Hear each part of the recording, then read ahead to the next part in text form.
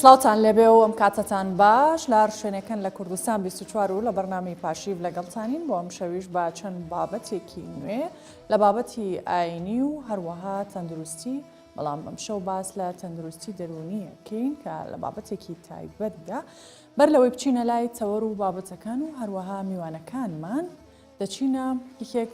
لە شارەکانی کوردستان ڕۆژانە بەشێک لە گەنجانی شاری دهۆک لە مانگی ڕەمەزان بە مەبەستی خوێندنەوەی کتێب ڕوو لە کتێبخانەکانی شارەکە دەکەن. بەرپرسانی پەرتوکخانەکانیش دەڵێن ئەم ساڵ ژمارەی خوێنەران لە نێو گەنجان زیادی کردووە. دڵخۆشی خۆشیان بە زیادبوونی ئاستی خوێنەر لە نێوچینی گەنج دەردەبڕن.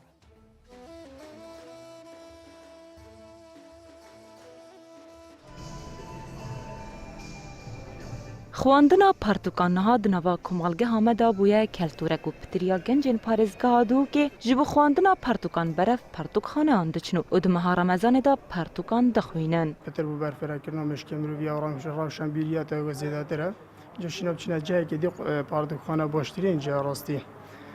Ku êkem tişte neşêt bo xwît bes mirovî fêriya xefnê diketin. Rojane kitêbêtinî tên û em tên mesela derîna xwarê û giftûgokeyn û çend münaqişekeyn li ser babeto û kitêbêtinî me hebin dê destxwînê nexwînî.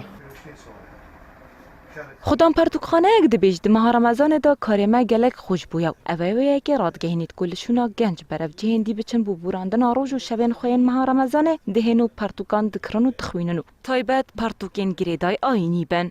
جداهيك هاي يعني خلق بتر كتاب برتوك ديني تكرهن مثلا قرآن أو أجزاء أو كتاب تجويد قرآنات هديات كرم بو خلقي قال هندي راجي برتوك آساي جهر خاندوان خويا هود بردوام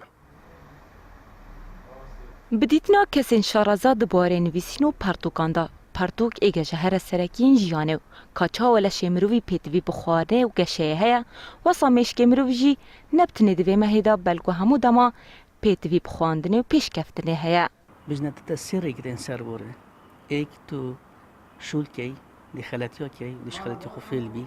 یا دوی تو سفره کی و خلک کی دی بینی کلتور کی دی ببینی و جیان کی دی ببینی دی کسات خوبی هست کی بیشتر هک تو نشی سفره کی تو نشی گشتب کی تا اسبابت مالی هبن تا اسباب دیگر هبن گشتا هزریب کی و گشتا هزری اوه تو چه سفر بجسم خود کی تو شی سفر مشک خوب کی فجلجا دی کتابه کی خینی دی تبتا اردکی تبتا کلتوره کی تبتا جهان کو دیتر د سالا بوریدا جبر چندین اگرگا پترجه 10 پرتوکخانه ل پارێزگاها دو که هاتن گرتن و خودان پرتوکخانه آن رخنه لگنجی دگر کو ایدی درگین پرتوکخانه آن آوگن لی ایسال او دلخوش بوینه کد وی مهیدا خواندوان بریجه که اگجار باش سر دانوان دکن. ریشین احمد کردستان 24 دهوک. لە چینە تەوەریەکەمی پاشیو باس لە بەختەوەری دەکەین لە ئاینی ئیسلامدا چۆن پێناسە کراوە چۆن باس کراوە مرۆڤ چۆن نتوانێت بەختەوەر بێ بۆ قسەکردن لەسەر ئەم بابەتە لە ستۆدیۆ لەگەڵ ئێمە دکتۆر بەعەددین ئەحمەد مامۆستای زانکۆ و دکتۆرا لە فقی ئیسلامی ئامادەیە. دکتۆرم کاتت باش زۆر بەخێر بێت. لەو پرسیارەوە دەستپێیەکەم چەمکی بەختەوەری یان بەختەوەری لە ئاینی ئیسلامدا چۆن باس کراوە؟ بسم الله الرحمن الرحيم والصلاة والسلام على خير خلقه سيدنا ونبينا محمد. طبعا تمكي بختوري أما بابتك لهمو بيرو يعني لهمو كومالجايك دا هر شوينه كوا إنساني تيدا بجيت بختوري أمانزة. دتواني بكرتي ببلين لإسلاميش دا همان أمانزة هي. وات إنساني مسلمانيش بدوي أم بختوري دا أجرك للدنيا دا خلق بوي أجري. زاد كري أم بابتا بيكينا أساسك يعني أمانزيكا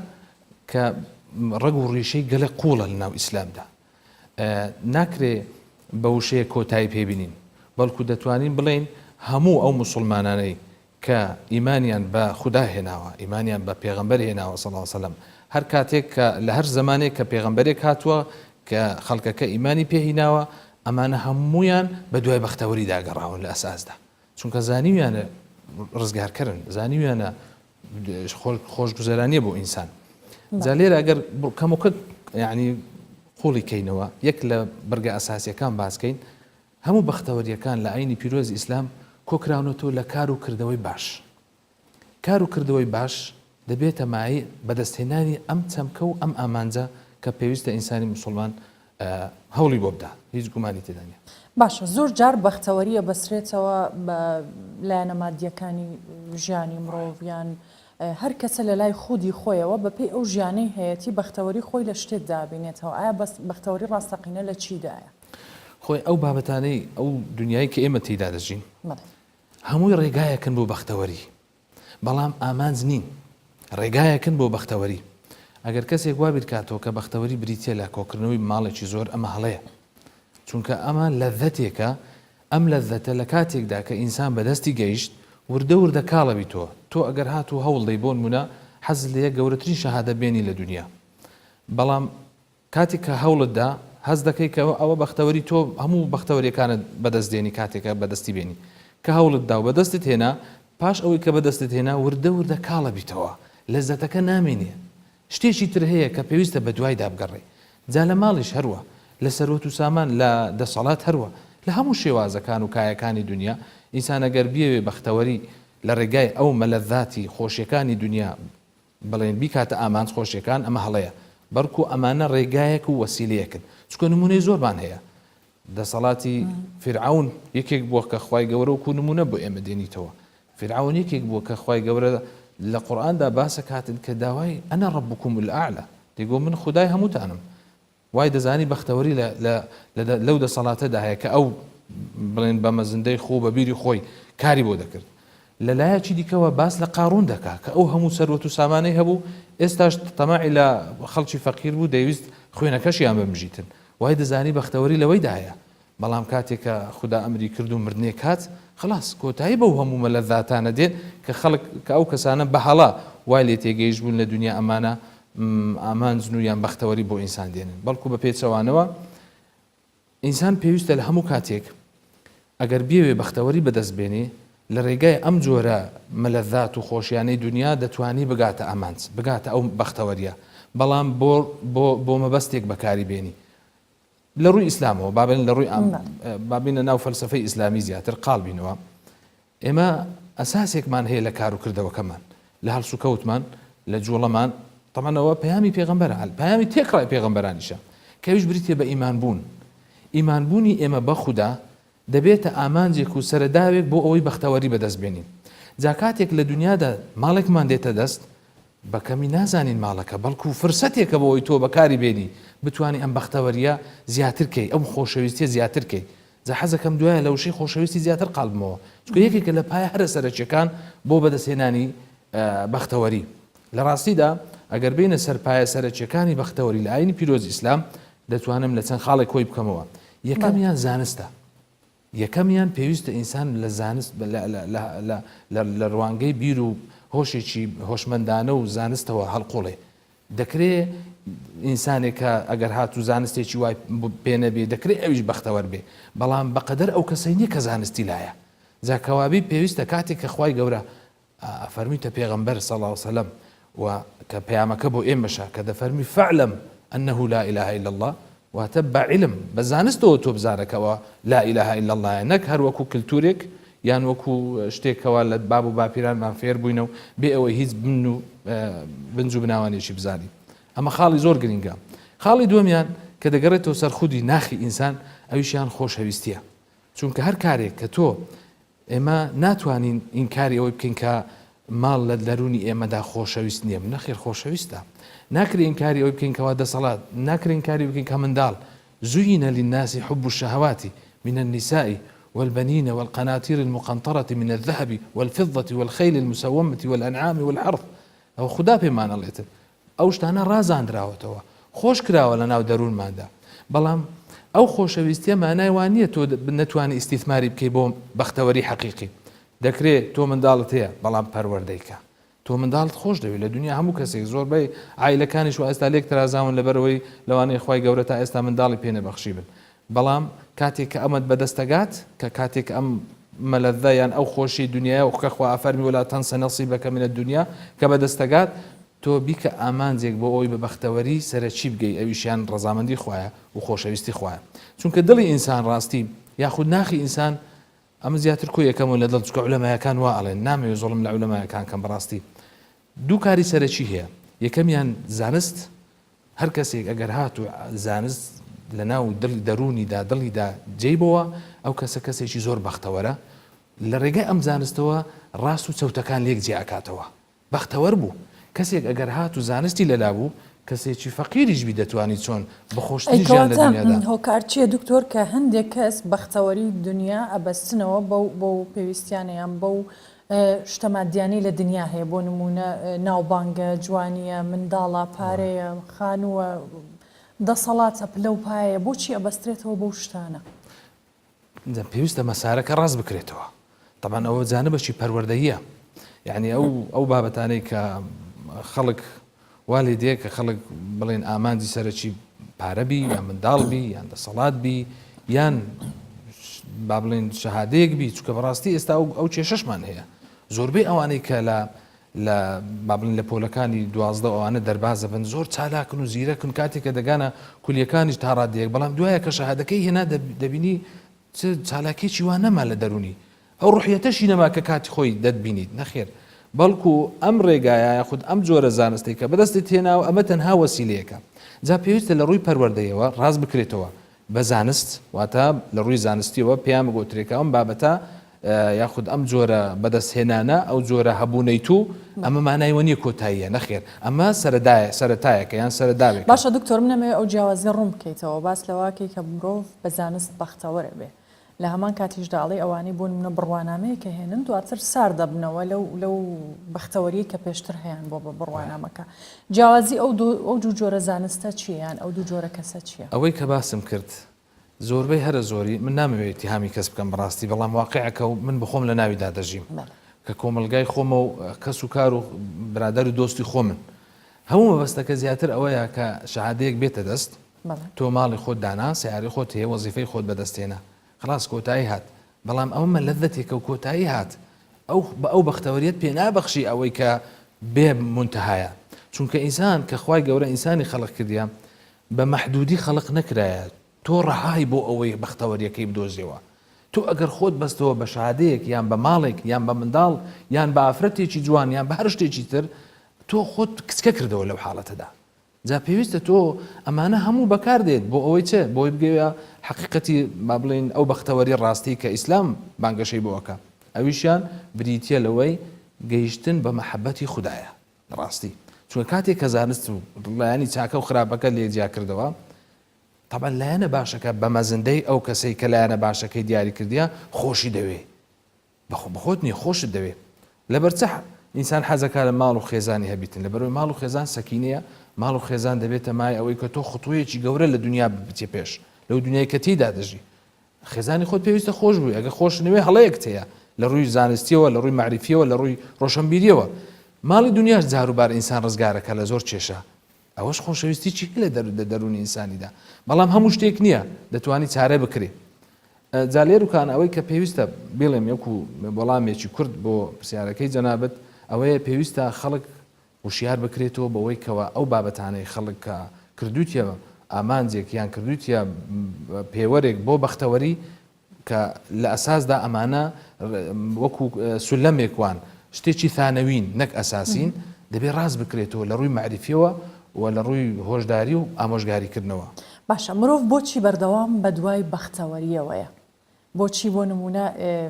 مرۆڤەکان یان موسڵمانان کێشەکانی ژیانی ڕۆژانەیان یان ئەو ناخۆشیانەی دێتە ناو ژیانیان قوبوڵیان نییەوەکەوەی هەیە تەنیا ئامانجی سەرەکی بەختەوەریە خۆی بەختەوەری ژیانە بەخشی بە ئینسان ئێمە لە دنیایەک دەژین داوای ژیانەکەین ئەم ژیانەیە وامان لە یەکا کە لە قیامەتەوە شتێک بدروینەوە تۆ ئەگەر لە دنیادا ئاسوودە نەبی لە دنیادا کەسێکی کراوە نەبی لە دنیادا کەسێکی وا نەبی کە قبوڵی بەرامبەرەکەت بکەیت چکەوانە هەمووی لێکەوتەی بەختەوەرین تۆ هیچت پێ ناکرێت لەو دنیا هەر کەسێکی شەڕاوە دروست دەبی مجریم دەردەچی کەسێک دەردەچی دەتەوێت خەڵک ماڵی خەڵک تێک دەی ینی وەزع حاڵی خەڵک تێک دەی وای لێت لێوات لێ دێت بەختەوەری ڕێگایەکە بۆی دەرونی ئینسانی ئاسوودەبی و بتوانێت لەگەڵ کۆمەلگایەکەی خۆیدا بەو ماناییکەوە ئینسان هەیەی بژی و ئەم بەختەوەریەش فیتڕەیەکە لە ناو دەرونی ئینسانیدا هەیە چونکە دڵی ئینسانی کە خوای گەورە دروستی کردیا تاکە خۆشی کە لە دڵی ئینسانیدا بەدی ئەکرێ خۆشەویستیە ئەم خۆشەویستی چۆن بەدەست دێ بەم بەختەوەریە لەبەر هەندێش ئینسانێک ئەگەر لە دەرونیدا ئاسوودەبی بەختەوەری هەبی خۆشەویستەکە لە دەرونیدا جێ بکاتەوە باچینی ئەگەر لە چیایەک بژی لە ناو کافێژیدا بژی کە بووە ئەو شتە زۆر لە باشە ئەمە قوبوڵکردنی ئەو ناخۆشیانە نییە بۆی مرۆڤ بەختەوەر بێ دەرونی ئاسوودە بێ بۆ نمونە هەر کەسێک لای خۆیەوە و کێشەی کە هەیەی وەک خۆی قوبوڵی بکات یان لە ئاینی ئیسلام لە قورئان یان فەرمودەکان چۆن باسی ئەوەی کرۆکە مرۆڤ سوپاسگوزار بێ بەو شتانەی کە لە ژیانیدا هەیە بۆی بەختەوەر بێ زۆر چاکە خودای گەورە لە زۆر ئاەتدا باز دەکاتن ڕێگای بەختەوەری بۆ ئینسانی ئیماندار عملی چاکەیە ومن يعمل من الصالحات من ذكر أو أنثى هەر کەسێک کار و کردەوەی چاک بکە جا چ ڕەگەزێک بی نێرە بیان مێبی فلنحيينه حياة طيبة خۆشترین ژیانی پێشکەشەکرێ فعلا وایە پێغەمبەران عەلەیهیم الصلاة والسلام چیان نەبووە پێغەمبەر یوسف لە کەلاوەیەک فڕێدرا دوایە بۆ ئەو جۆرە کەسێک کە خوای گەورە باسێکە لە قورئانی پیرۆز پێغەمبەری ئەم بە شوانکارە بووە تا ئەو کەتی پەیامەکەی بەرز بووە لە دوای خۆشیدا یەک دیناری بەجێ نەهێشت وەکو بیرات الأنبياء لا يورثون درهما ولا دينارا درهم و دینار بەجێ نایڵێن بەڵام ئەو علمە بۆ ئێمە بەجێ دێڵێن کە ئێمە بەختەوەرەکە لە ژیانی خۆماندا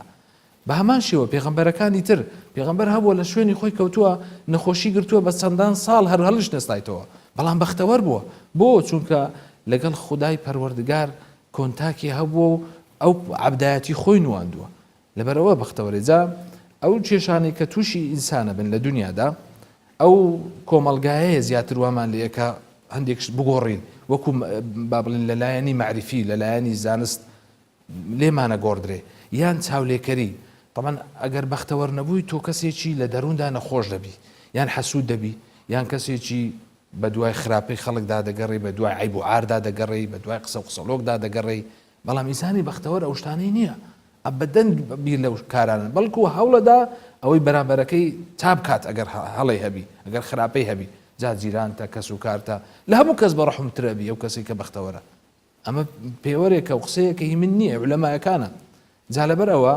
پێویستە هەموو کاتێک جەخت کەینەوە لەسەر ئەوەی کاتێکە ئینسانی ئیماندار دێ ئیمانەکەی خۆی جێبەجێ ئەکا لە واقعدا تەبێ پێویستە لەسەر ئەساسی علم و زانست بی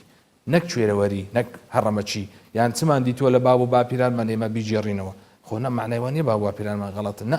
بەڵام پێویستە هەر کەسێک خاوەنی خۆی بیتن خاوەنی کەسایەتی و ئیمانەکەی خۆی بی لەوەی کاتێک کە لێیان پرسی بۆ نوێژەکەکەی بزانی نوێژمانای چییە کاتێک کە بە ڕۆژوو ئەبی و لە بەیانی خۆتەگری قسەیش زمانی خۆشت دەگری چاوت دەگری خواردن و خواردنەوە خۆتی شک دەکەی ئاخر لە مانای چییە کەسێک دەستە حەج لە دەورەی ئەو بەردەدا دەسوڕێتەوە مانای چییە ئەمانایانە هەمووی خۆی لەوە ئەگریتەوە کە خوددا داوای کردووە ئەو چاکەی بکە تۆ بەختەوەرەبی ئەم چاکانەش ڕێگایەکن بۆ خۆشەویستی خوددا هەر خۆشەویستیەکی هەر دڵێکی ئینسانێکی خۆشەویستی خودای لە ناو دڵ جێبەوە بە تاکید بەختەوەرترین کەسە دکتۆر دەگەڕێمەوە وڵات و بەردەوام ببین لەگەڵت دەچینە هەولێر لە شەوانی مانگی ڕەمەزان فستیڤاڵی کلتوری لاوەکو حەیران و بەستە و هەڵپەرکەی کوردی لە پارکی شانەدەری شاری هەولێر کراوەتەوە شەوانە تا درەنگ هاوڵاتیان بۆ بەسەربردننی کاتێکی خۆش لەوێ دەمێننەوە زەردەشت هەمێ پەیامنەری کوردستان 24 زانیاری زیاتر دەخاتەوە. بله دم باش از نا لپارک شانادار یا هولیر پایتختم دیاره که دوا داویا شوه دا فستیوال که کلتوری برای وادشه که اوش جالی لجنه یا بلند یا ناوند حیران بیجن کردستان و هاتی انجام دان و که دیار دبه که افکار پیشان بده حمید که گنج همیب کیف خوشی گنج پیا و مالبات مر همی آتنا بشداری به فستیواله بونم از خوازم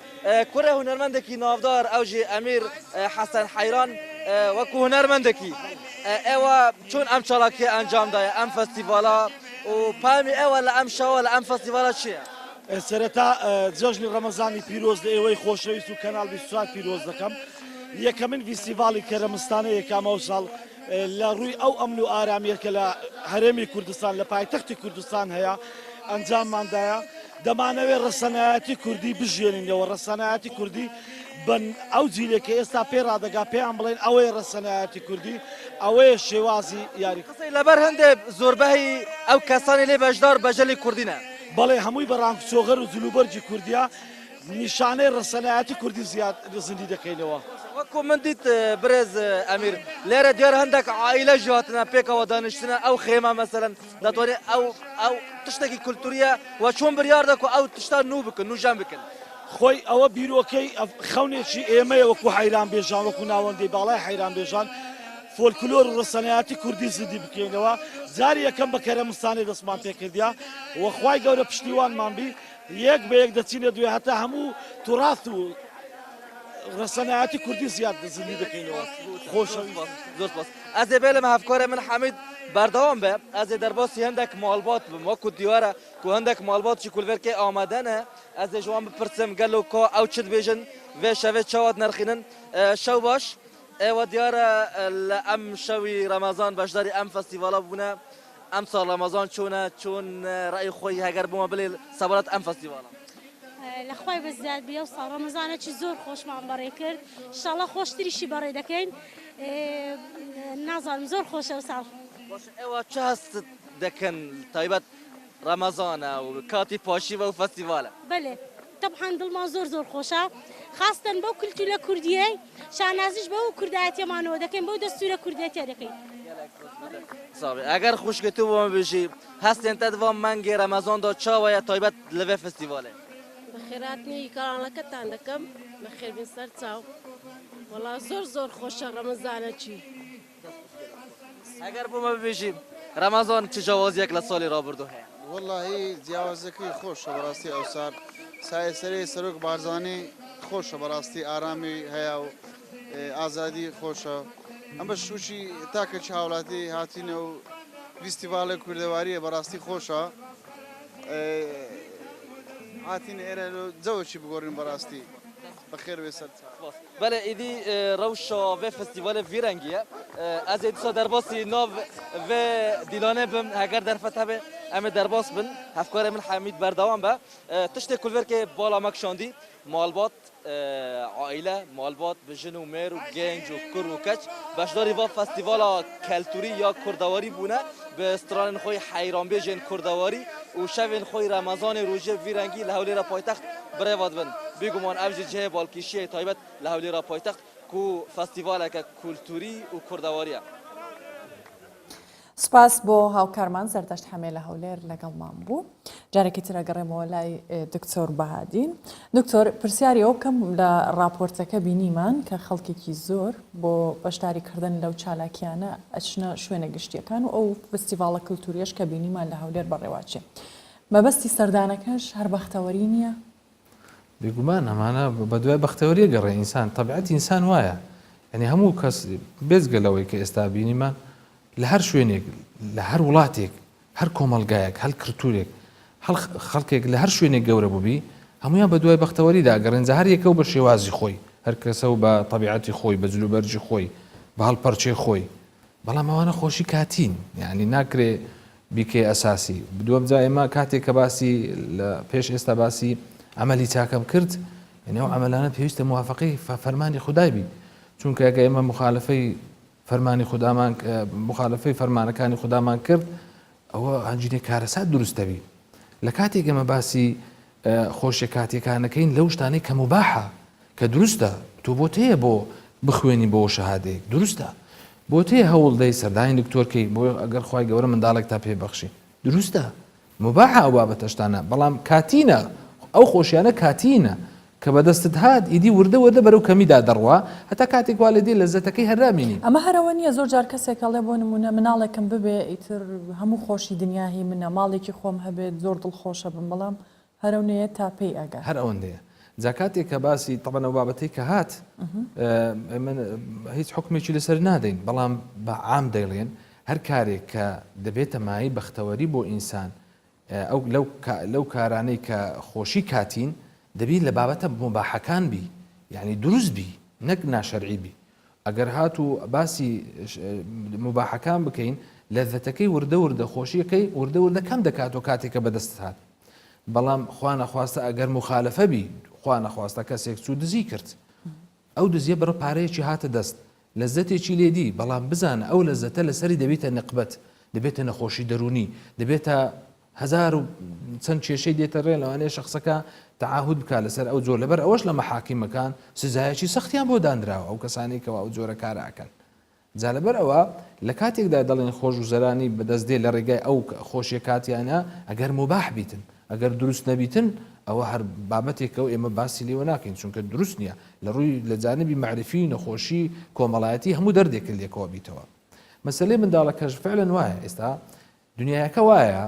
خەڵک ئەگەر لە دنیادا هەستی کرد نەقسێکی هەیە لە ڕووی ئەو خۆشیە کاتیانی لە بەرامبەر کە خۆی مقارنەکە لەگەڵ خەڵکێکی و جیران و دەوروبەری و خزم و کەسوکاری لەوانەیە منداڵی نەبی یان پارەی بەو دەرەجەی نەبی ئەگەر لە ڕووی معرفیەوە مکۆم نەبیتن بە تەکید ئەوەش بەو شێوازە کاری لۆ ئەکاتن لەوانەیە بە شێوازێکی کەوتە هەڵەیش ناشەرعیش چونکە دەیەوێت بەس بەدەستی بێ بڕک بەوە بێ یان ئەگە هەنەبی قسەیەکی ناتەندروست دەکات ناڕاستەکە درۆ دەکات لۆ شتێکی بەدەست بێ کە شتێکی لەوانەیە ئاسانە لۆکردن ئەنجامدانی لەوانەیە دزینی پێشتەچی قەباحەت بی بەڵام کارێکی ئەکا کە مخالەفەت بی جا لەو حاڵەتانەدا پێویستە لە ڕووی معرفی و لە ڕووی بیر و باوەڕەوە لە ڕووی زانستی ئیسلامیەوە پێویستە ئەو ئێمە هەمومان ینی نەک با تەوجیهەکەمان لۆن پێشی لە خۆمان دەست پێ بکەین بۆ هەموو خەڵک بڵین پێویستە خۆمان ڕاستکەینەوە ڕوو بکەینە فەرمودەی دقەکانی قورئانی پیرۆز فەرمودەی صحیحی پێغەمبەر صلی الله علیه و سلم ڕاوەی علەمایە با بڵین ئەوانەی کەوە ڕاوەی ئەو حەدیثانەیان کردوونە و هیچ کاتێک ناتوانین دەستبەرداری ئەو عیلمە بین کە دەستبەرداری عیلمەکە بووی تۆ هەرچەندی بە دوای خۆشگوزەرانی دابگەڕی ناگەیە ئامانج چونکە عیلمەکە وات لێکە خۆشیەکان بدۆزیەوە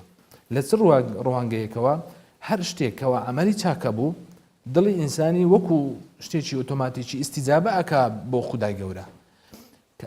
طبیعەتێک شەیە کە عولەمایەکان باسێکن لە ئیمانی ئینسانی هەر عملێکی چاکەت کرد جێ خۆی گرت ئەم عملە چاکە دەبێتە بەرووبوون بۆ ئەوەی کە کارێکی باشتریش بکەیت یعنی کارێکی تریش بەروو بم بێت بەڵام بە پێچەوانەوە ئەگەر خوا نەخۆستا کارێکی خراپەت کرد ئەم کارە دەبێتە ینی بەرووبوومێکی خراپەی بەدوادادێتەوە جا لەبەر ئەوە پێویستە ئێمە ئاگادار بین لە ڕووی معروفیەوە خۆمان تاکەین. دکتۆر ئەگەر لە باسی ئەو چاکانەی کە هەتایە نمونەیەک وەربگرین ئایا چەندان نمونەی زۆر هەیە بۆ نمونە کەسێک هاوکاری قوتابیەکە کات خوێندنی تەواو بکات دواتر ئەم کەسە لەوانێ بگاتە قۆناغێک و سوودی بۆ کۆمەڵگە هەبێ ئەمە چێتە چوارچێوەی بۆ نمونە بەختەوەری هەتایی دڵخۆش بێت بەو کەسە بێگومان ئەو کارە کارێکی باشە بەڵام وەچی پێم گوتی ینی لە سەرەتادا پێویستە ئێمە چکە هەر کارێک کە ئینسان دەیکات پێویستە دوو مەرجی سەرەکی تێدابی خدا قبوڵی ناکات یەکەمیان پێویستە وەکو فەرمایشتەکانی خوا و پێغەمبەری خوابی تۆ ناتوانانی کارێک بکەیت کە خدا ڕێگای پێ نەداوە ئەو نمونەی جەنابەت کارێکی باشە ئەوەی کە باس کرد تازە باس کرد دووەمیان دەبێت تەواوی سۆزەکەت بۆ خودابی ئەگەر تۆ بۆ خدا ئەو کارە نەکەی نابێتە مای بەختەوەری ڕاستەقینە لەوانەیە بە شێوازەکوی بەس خەڵک بڵێ ها کابرایشی زۆر باشە فەرمودەی زۆر هەیە حتا یعنی حتا لە فەرمودە هەیە باس لە قاری ئەکا قورئان خوێنە لەبەرەوەی دەنجی خۆی خۆش کردیە و خۆی مادی کردیە کە دەگەڕێتەوە لای خوددا باس لەوەکە کە قورئانی خوێندە دەڵێن نەخێر قورئانەکە تەنها بۆ ئەوە بۆ خەڵک بڵێ دەنجی خۆش ئەوش لە دنیا وەردەگرت هیچ پاداشێک لای من نییە جا پێویستە ئەم دوو مەرجە لە هەر کارێک ئەو کەسانە خۆیان بەختەوەرە بن لە ناخەوە کە کارەکە بۆ ناوبانگ و دەرکەوتنی خۆیانەکە بێگومان نەخێر ئەمن پێم گوتی ئەگەر هاتو هەر کارێکی ومن يعمل من الصالحات من ذكر أو أنثى عملی صالح دوو مەرجی سەرەکی هەیە یەکەمیان پێویستە موافقی ئەو عیلمە بی کە پێغەمبەران پێ هاتوون دووەمیان دەبی تەواوی سۆزەکەی بۆ خوابی نابی بۆ پێغەمبەریش بی صلی الله عليه وسلم نابی بۆ هیچ کەسێک بی یعنی بۆ نمونەگە کەسێک بیوێ ببەخشیتن لە پێناو خوای پەروەردگار دەبی بەو شێوازە بی تەنها مەبەستی خوددا بی حتا لە چەند فەرمودەیەکدا هەیە هاتووە کە پێغەمبەر دەفەرمی عەلەیهی سڵاو وسەلام وا باشە ئینسان ئەگەر هاتوو بەخشی با بەدەستی ڕاستە بی بەخشی دەستی چەپە ئاگای لێ نەبی یعنی ئەوەندە لەوەی تەواوی سۆزەکە بۆ خوابی لەبەر چ مانجی ڕەمەزان ئەو قیمەتە گەورەی هەیە لەبەرەوەی لە مانجی ڕەمەزاندا ئێمە هەست بە یەکتری ناکەین کە بڕۆژوین بڕۆژبوون شتێکی دیار نییە بەڵام لە ناخی خۆتدا تۆ بۆ خوای پێشت وە دیار نییە لەبەر هەندێک زیاتر وات لێکە فێر ئەوەت ئەکا چۆن سۆز بۆ خوای پەروەردگار یەکلاکەیوانی سۆزەکە تەنها بۆ خوابی لەبەر هەندێکە پێغەمبەر صلی الله علیه وسلم ئەجر و پاداشی کەسی بڕۆژوکەر و ڕەبەزانەکە زۆر گەورە ڕاگری كل عمل ابن آدم له يعني بەو شێوازە تعبیرەکەی دەرەبڕی هەرچ کارێک کە ئینسان بیکاتن ئەوە بۆ خۆیتی پاداشی هەیە إلا الصوم إلا بڕۆژبوون دەبی لۆ چکە مەسەلەی ئەوەی تێدایە چۆن خۆت پەروەردەکەی لە ڕووی سۆزەوە کە تەنها بۆ خودابی فإنه لي وأنا أجزي به یعنی پاداشەکەی دیاری نەکرای ئەوەندە زۆرە لەبەر ئەوەشە پێویستە ئینسان لە هەر کارێک دەیکا مەبەستی یەکەم ئەوە بی کە بۆ خوای پەروەردگار بی ئەگەر نا خوای پەروەردگار قبوڵی ناکاتن پێغەمبەری ئێمە عەلەیهی سەڵات وەسەلام پێغەمبەری خوا بوو خوای گەورە لە هەموو گوناحەکانی خۆش بوو يعني ليغفر لك الله ما تقدم من ذنبك وما تأخر هرهموي أو جارج دفرميتن ولو كنت أعلم الغيب لاستكثرت من الخير أقر علمي غيب مزانبا يعني قل لا أملك لنفسي ضرا ولا نفعا نزل ليك ما دستبو بوخوم نقازان زيش تنارد بيغنبري خو عليه الصلاة والسلام الحديث يجي صحيح ده عبد الله كوري عباس دەڵێ وشەی سەبی بەکارهێناوەتە 12 ساڵان لە تەریشتی دانیش بوو پێی دەفەرمی ئەلا ئوعەلیموکە کەلیمات ئایا هەندێک شت فێرکەم ئەو باس لە دەسەڵاتی خوایە باس لەوەیە کەم کە ئینسان دەبێ هەموو کارەکان کە دەیکات تەواوی سۆزەکەی بۆ خودابی پێی فەرموو حەدیسەکە دوور بە درێژە بەڵام ئەو شوێنەی کەوا پێویستم پێیە ئەعلەم پێی فەرموو بزانە لو اجتمعت الإنس والجن على أن ينفعوك بشيء لا ينفعوك إلا بشيء قد كتبه الله لك واتأجر هاتو إنسان وجنوك كان بتكره همو هلبستن بيانا يق قازاز بتوبجينن ناتوانا أو قازاز بتوبجين إلا خدا بو ينسبي وبهمان شيوش واعلم لو اجتمعوا على أن يضروك بشيء لا يضروك إلا بشيء قد كتبه الله لك رفعت الأقلام وجفت الصحف إلا أجر هاتو أجر همو بهردو عالم كان إنسان وجنوك كان هم بيانا زرر يكد بيبجينن ناتوانا إلا بكشتيك خدا بو ينسبي رفعت الأقلام جاليرة دا بيوست إنسان لهمو كاتي كان خوشي بزانة تنها خدا شافي حقيقية أما أوي كتور يقري لكن دكتورة كانوا أما بيلين وسيلة يعني بيلين طبعا ركنك للتوكل بكارهناني وسيلة ركنك للتوكل يعني نعرف كسي يقول والله من لمالي خوم دانيش من خوشش مخواش شفايا ناس مهن دكتورين لا أما هليه توكل يكلا دبي وسائله دبي أسباب بكاربيني دەبێ ئەسبابەکان بەکاربێنی ئەو جا داوای شیفا لەکرد خوای پەروەردگار بکە ئەمە خاڵێکی زۆر گرینگە جا بە هەمان شێوە کەسێک سیارە تون لێ ئەخورێتن پابەند نابی بە ڕێنمایەکانی هاتوچۆ دوایە کە خوا نەخواستە دەعمێک دەبی کارەساتێک دەقەومێ لە خۆیتی لە ماڵ و حاڵیتی لەما با بڵێن لە کەسی بەرامبەریتی دەڵێ قەزا و قەدەری خوایە فعلیان قەزا و قەدەری خوایە بەڵام خوددا عەقلی بە تۆ داوە بۆ ئەوەی بزانی چۆن بەختەوەرە بی ئەو ڕێکارانەش هەموو لە خزمەت ئینسانی دانا خۆ لە قورئان و دەقەکانی قورئان و حەدیث یەک ئاەت و حەدیث نابینەوە باس لە ڕێنمایەکانی هاتوچۆ بکەن بەڵام هەموو ئەحکامەکانی شەرعی بزانە باس لە چەکەن باس لەوەیەکەن کە دەبی پێویستە ئەم جۆرە ئەحکامانە یان ئەم جۆرە ڕێنمایانە هەمووی تەسبیت بکرێ بۆ چونکە بۆ بەختەوەری ئینسان دامەزراوە بۆ ئەو دامەزراوە ئینسان بپارێزرێ ئینسان نەفسی بپارێزرێ ماڵی بپارێزرێ جا ئەگەر بێمەوە سەر خودی بابەتەکەی خۆم ئینسان پێویستە لە کاتی هەر کارێک کە دەیکا تەواوی سۆزەکەی بۆ خوابی چونکە کەسێک نییە ڕزگارت کە لە هەر تەنگ و چەڵەمەیەکی کە لە دنیادا تێدای ئەمە يجيب المضطر إذا دعاه ويكشف السوء ويجعلكم خلفاء الأرض أإله مع الله چه هەیە لە غێری خوای پەروەردگار استیجابە و هەروها جواب ئەو کەسێ بداتەوە کە لێی قەوماوە جا لە دواییدا دەڵێت چێ ئەئیله مع الله یعنی ئێوە ئەگەر هاتو بانگەوازی خوددا نەکەن ئەو ئێوە هاوتاتان پێیا کرد بۆ خوددا باشەکەواتە دکتۆر ببوورە قسەکەت پێ بڕم چەند گرنگە مرۆڤ بۆ نمونە کە دەست بە ڕۆژەکەی ئەکات لەخوا بپارێتەوە دوعای باش بۆ خۆی بکات داواکار بێت کە باش بێتە ڕێگەکەی دوور بێت لە خراپە یان ئەو دوعایانەی کە موسڵمان ئەبێت بیکات چییە بۆ ژیانی بەختەوە پرسیارێکی زۆر گرنگە چونکە ئێمە زۆرمان بێ ئاگاین لەو پرسیارە و وەڵامەکەشی لەوانەی ئەوانەی نوێژ خوێن بن پێنج فەرزە ئەگەر هیچ نوێژێک نەکەن ئەوە لە نوێژەکانی لە سوورەتی فاتحە دێڵێنەوە پێویستە ئێمە لە هەموو کار و کردەوەیەک باوەڕ بکەنە فەرمودەی پێغەمبەر هەیە عەلەیهی سەڵات وسەلام ئەڵێ ئەگەر لە ماڵەوە قاپتان نەبوو قاپنانی تێدا خۆن داوا لە خوا بکەن خوا ئەوەی پێخۆشە داواتان داوای لێ بکرێ ئیاکە نەعبود و ئیاکە نەستەعین منهەجێکی تەواوە بۆ تێکرای ئینسان ئەگەر هاتوو بەس لێ تێبگەی کە دەڵێ ئیاکە نەعبود یعنی ئێمە ئیاکە نەعبود ئەوە دەستەواژەیەکە لە زمانی عەرەبیدا طبعا یەکێک لە ڕوکنەکانی با بڵێن مەفعول بێکە هاتوۆتە پێشەوە حەسری کردووە عیبادەت دەبێت تەنها بۆ خودابی یعنی بە سۆزەوە بە هەموو شێوازەکەوە بەڵام پرسیارەکە لێرەیە بۆ بە دوای ئیاکە نەستەعین هاتووە مانای وایە ئینسان لە دنیادا تووشی هەزار تەنگ و چەڵەمە دەبی هەزار بیر و بۆچوونی شوبهەی دەخرێتە ناو مێشک نەخۆش دەبی منداڵی نابی مەشاکلی دەبی ئەی خوددا لەو کاتیدا من چۆن تۆ پەرستم لەو کاتی پشتت بە خوددابی پێغەمبەران وابوونە پێغەمبەر موسى عليه السلام لەو کاتی کە فیرعونی لە دوادا بوو لەولاش بەحر بوو حتى أصحابەکان چیان گوت إنا لمدركون گوتیان ئێمە تەواو جیراین قال كلا إن معي ربي سيهدين تەنها خوددایەکە ڕێگام پێشان دەدا جا بوو خوددا ئەمری پێکردکەوە چەند 12 شوێنی بەدارەکەی خۆی لێدا و ڕێگا بەوان بۆ بەڵام فیرعونەوە کە تەناو ئەوە پێغەمبەری ئێمە عليه الصلاة والسلام يعني لە حاڵەتە هەرە سەختەکانیدا نوێژی کردووە بۆ خوای پەروەردگار لەو کاتی کە لە مامی ئەگەر هاتو ئیمانداریش نەبوو بەڵام دیفاعێکی چاچی لێ کرد ئەو مرد خێزانی خەدیجە کە یەکەم کەس بوو پشتی پێغەمبەر عليه الصلاة والسلام يعني پێغەمبەری خوا عليه الصلاة والسلام لە تەمەنی خۆیدا ئەوەی لەو کاتی کەوا خەدیجەی خێزانی و دایکی مسلمانان ئەمری خوای کرد هیچ کاتێکی ئەو هاتێک نەچوە و کاتی چونکە پشت و پەنایەکی زۆر بوو بۆ ئەو کەزانی ئەو بابەتە قەومە هیچ پێ نەکرا چونکە لە قەومی خۆی دەردەکرا فێڵیان لێدادەنا تەڵەیان بۆ دادەنا دیانویست یانەوەتە بیگرن یانەوەتە بیگوژن یانەوەتە وەڵحاصل دەربەدەری کەن ڕووی کردە تائیف لە تائیف لەوێن دەربانگەوازی خوای گەورەی پێگوتن ئەوان بە شێوازە هەرە ناشرینەکەی جوابیان داوە تەنانەت لە فەرمودەی سەحابەکان داهاتوو دەڵێ پێڵاوەکەی پڕی خوێن ببوو پێغەمبەری خوا عەلەیهی سەڵات وسەلام ئەو کاتی هاتەوە چی کرد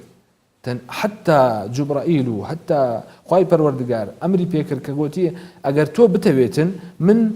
ئەو دوولابەیک ئەو دوو گردەی کە ئەوان لەو منتەقەیدا ئەژین بە هەردوو شوێکەوە يعني طبقی ئەەکەم لەوەی هەموو لە ناوچن فەرمووی نەخێر عساوە لەعەلە لە زوڕێتی وانە خەڵکێک پێیابی خوا ئەپەرستی چوو لەوێ نوێژی کرد سوڕەتی خوێن خوای گەورە سوڕەتێکی نار لەوێ چەند جنێک گوێیان لە ئاەتەکان بوو گەڕانەوە بە عەدەدێکی گەلێک زۆر خەڵک جنەکان ئیمانیان هێنا سوڕەتی جن هەیە وإذ استمع نفر من الجن يستمعون القرآن فلما حضروه قالوا أنصتوا لآتي دي كش باسكاتن زا أمام ما معناه چییە معناه ئەوەی پێغەمبەرانیش بە دەستبەرداری پشت و پەنای خوای پەروەردگار نابی بن بەڵکو ئەوانن قودوەی ئێمە ئەوانن ئێمەیان فێر کردوون دەبی ئێمە لە هەموو کارەکانماندا لە هەموو تەنگ و چەڵەم و ناخۆشیەکانماندا ئێمە پشتمان بەخوابی بەڵام پشت بەخوابوون مانایوە نیە تۆ ئەسباب بەکارمێنە تۆ وڵاتێک تێ ئێستا وڵاتی ئێمە تۆ بڵێ وەڵام پشتمان بەخوا ئینشاءڵڵا سەر بەخۆی بەدەستدێنی نەخێر دەبێت کاری بۆ بکەی دەبێت تۆ بچی ئەسباب بەکاربێنی تۆ بچی کادیری تەڵەبەی دکتۆر زۆر جارە قسەی لای خۆمانێڵێ خوا کەریمە فعلا خوا کەریمە بەڵام لە کاتێکدا کەریمە کە تۆ ڕحم بە خۆت بکەیت کەبی دەبیت تۆش واجبی خۆت جێبەجێ بکەی خوا کەریمە مانع نییە گومان نییە بەڵام تۆش دەبی پێویستە واجبەکەی خۆت جێبەجێ بکەی يعني نمونەی گەلێک زۆرمان هەیە لەسەر ئەو مەسائلانە جا پێویستە مسلمان لە هەموو کاتێکدا ئیاکە نەعبود و ئیاکە نەستەعین بیکاتە مەنهەجێک يعني زۆر کەس هەیە معاناتی خۆی لە کنە من باس کردیا بەڕاستی يعني کە دەڵێتن من واز لە گوناحم هێنایە بەڵام پاشماوەش کە دەستمەوە سەری گوناح دەکەمەوە جا یەکێک جارێک هاتە لای مامۆستایەکەی من دهۆک دەمخوێن ئەو بابەتی لەکن مامۆستایەکەی من باس کرد ئەمن بە تەسەووری خۆم ئەو کاتی گوتم لەوانەیە مامۆستایەکەی من لی تووڕەبی بەڵام باوەڕتان بێ مامۆستایەکەی من زۆر بەڕاشکاوانە پێی فەرموو گوتی ئەوە نیشانەی ئیمانتە نیشانەی ئیمانتە دەست بەرداریمە بەردەوام بە ئیشاءڵڵا خودای گەورە دەرگا لێکە واز لەو خراپەش دەینی بە خۆی شکایەتی لە خۆ ئەکات شەخسەکە باش دکتۆر لەگەڵ بەردەوامە بین چینە زاخۆ هاوڵاتیانی زاخۆ لە پارچێ و خواردنی تورکی دەخۆن ئیسلام یوسف لە زاخۆ ڕاستەخۆ لەگەڵمانە ئیسلامم کاتت باش پێمان بڵێ چەند چێشخانە لەوێ هەیە کە خواردنی تورکی دروست دەکەن و بۆچی خەڵکی ئەوێ حەز لە جۆرە خواردناکە سارا دەمێتەش باش بتن دیارە بحکمێ نێزیکاتیە زاخۆ ji welatê Tirkiye bajarekê hevsinûre dîsan xelkekê zorê welatê Tirkiye û Bakurê Kurdistanê jî el zaxo restoran bêjin xwaringeh vekirîne ev jî bûye sedem ku têkeliyeke zor mikuma xelkê devera zaxo jî di gel xelkê Bakurê Kurdistanê welatê Tirkiye û kelçerê wan jî dirust bibe heta ku xwarinên wan û vexwarinên wan û huner wan û nemaze cilobergên wan û modelên wan û hemî tiştekê jî çavlêkirineke nêzik bêjin nêzîkatiyeka zaxo di gel wan de heye heta di xwarinan da jî xwarinên wan ku hindekê tîjin xwarinên cudane jiyên me yên Iraqê û Kurdistanê û yên bêjin gelek welatên dî ev jî bûye cihê serinca xelkê ku gelek caran بو خارنا فتاره و دیسان بو پاشی ویجی قصد وان خارنگه هم دکن اوین کو خارنن ترکی درست کن اما هندکی الوان خارنا بنرم بزانن چینه یعنی خارنن کو جداتر الوریت نبر هفکرن چینه وکه او دبیجن قهوالتی آوانا الودرج آماده کاریم باش هاتی نکرم بو وی خلکه کو زاخو قصد برایم خلیل دیگه اف خارنگه نزیک برایم خلیل نزیک سنورینه تن الودره پاشی و خود خون دیسان سرباری پاشی ویش بفتاره آنجی جماره کازورا خلکه قصد ورد کن یا که هری برچاوت نوا خوارن ترکیش دا جخوا خوارن توان گله کی تیجن خلکه که حش تجاتیت که قصد وان خوارنگه ها دکه یعنی اون افدار متجاتیه مستماندینه بیچوانی سرچاوه خیر اسلام اگر ام بحث بکن خوارن ترکی چه جدایی آخواد گل خوارن ما هیا خلکی چند حس لخوارن و هیا وين شو درست كم بو باشيفان هوا شو درست كريه نهو سبيتاي ها تشته همي تشته دانن قال سلام البر مشهوره قرنا ما صاده هشتي توجا ملجبويه كي قسطامات كي هذا 4 سلام وری الحمد لله هر پیشن زیادتر خلق بو پاشیوان تی با بو فتاره زیادتر تی و او خارنا کو زیادتر خلق جی حس دکن ترکی چیه قال سلا قال يا شوانويا پیر زلام ریشکه یا گوشتیه تکیانه چی کفته گله طلب سره مثلا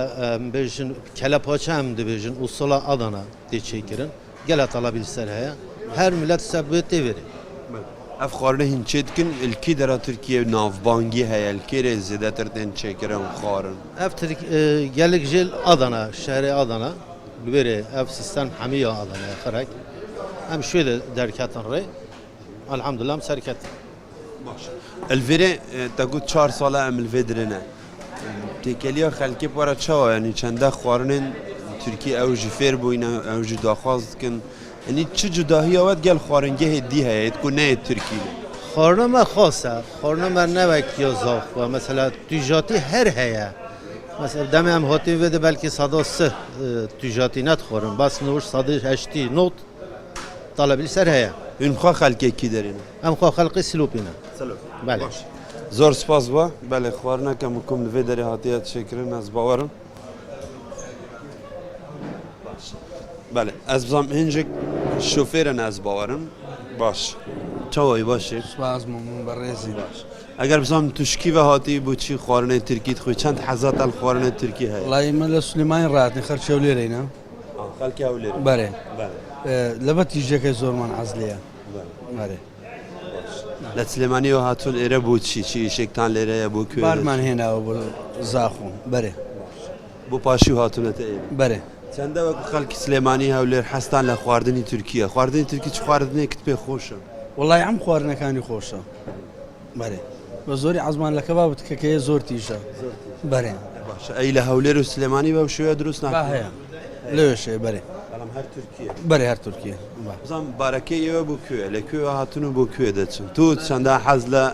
خواردنی ترکیه والله لسليماني بار ما هنا لبو زاخو او زاتني قلت ما باشي ولي كوانا نانا كي بخوين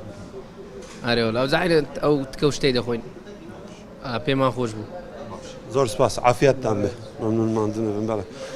سر از بچ مجدر و یعنی لباغچه خلک کی زور ترنت خوار بزنن او چنده حجوان خوارنات کن وانا چنده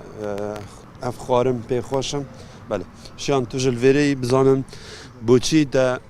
اف خوارنگا ترکی جگرت کو افریقا پاشی ولی بخوی چنده حج خوارن ترکیت براستی هلبت روجت رمضان روجت اولی دست پیکی مروف المال پاشی و فطاره بس وکیش پازده پیداد بورد تامکو چه جکادی بو خلک زاخوب تایبتی هم سنوردارن بالات ترکیه و خارنت ما تشتید ملگلوان و بچکید گنجاینه بجا خارنت ترکی بو ما خلک زاخو گلکید خوشنه تشتید حساب مدین الوا مطعم و خارنگام خلک زاخوب شویا قصد کنه بو خارنا پاشی ول و ماه رمضان پیروز باشه تشتا کوتش وان داخواست کلی زیادتر سپیاتی یعنی گره جا پنیر وانت اینها الوی دوشاف هيا طحین هيا از بارم گلک تشتی کو تا داخواست کری چی از زیادتر این حس شد کنش خارن ترکی خود خارن ترکیه قلیسه لدویجنه آدانا کباب ترکیه نه و نافدار ترکیه قلیسه ل قلیاهک یا بیجنه کردوار بیجنه قلیهک بس طامو چێژاوانە تیژاتیاوانە و یامەل گەل ترکیە خەلکێ زاخۆ ئەم بژن ئەم گونجای نەلگەلێک و دژبەر هەندێ مە حەز و ڤیانەمە بۆ خواردنی ترکی زۆرن بەر هەندێ ئەم قەستت کنێ زۆر سپاس عافیت بتن بەێ سارا ئەگەر دومایی کەس وەرگرمیانیاوین کو ڕێڤنگن و دریا داننج ئەنی خودیت و تۆ پیزانن سەر نشیناتی بن الێ دەرێ خواردنێت خۆ خواردناوە شوەرە عافیت بن ساغبی سپاس دکەم گەلک من باشە بزانن هون خواردنا پاشیوێ هون چ دخوازن هون چ دخۆن خواردنێن هین هەری تیژ دخۆن هونجی ئەم خواردنە برا بەیان دکن یعنی هەر تشکێوان دخۆن خۆشە خواردنەوە ینی ئەم شرکەتە جان دیاربەکر دەواملی سوعرێ فتارێدا لەورا بۆی خواردنی استراحەت دەدەن یعنی هەموو نەفرێ مە ئەمزی مەمنونن باشە نەفرێک و هینتین شکی دەرێنە هەولێرێنەش سلێمانی هەولێرێنێ سولێمانینە بەغدادیانن ینی قارەشەغن ئەم هەتا سولێمانی دچن بۆ تورکیا کی تورکیا زەمسوە بەدەگەرن جاردی ئەم فتاری تێمرا فتار وان نەفرێن سلێمانی و هەولێرێت بن هەیە کیرا تورکیای حتا ئیستانبولێ دچن ئیستانبولی ئانقەرا ئانتالیا هەرجی گدن بۆی سەیحاتی دەرن زۆر سپاس بتە عافیەتە جانەوە بەێ سارا بڤی ئەوەی خەلکێک و لەvێ دەرێ ینی یەکۆ ڕێڤنگە یەکۆ دچە وڵاتی تورکیایە دیسانجی خەلکێ زاخۆ بخۆژی خۆجی هێن زاخۆژی ji بۆی خواردنا ترکی ji بۆی پاشیوان ji بۆی فتارەیان قەستەوان خواردنگەهان دکەن یەن ku xwarinên Tirkî dروست dikin û helbete zoriya wan jî li aliyê sinûrî ne ev xwaringeh ji heda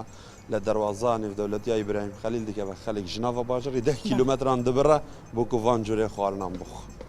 ئیسلام یوسف لە زاخۆ لەگەڵمان بووی سپاس. دکتۆر بادی نەگەڕێمە وەلات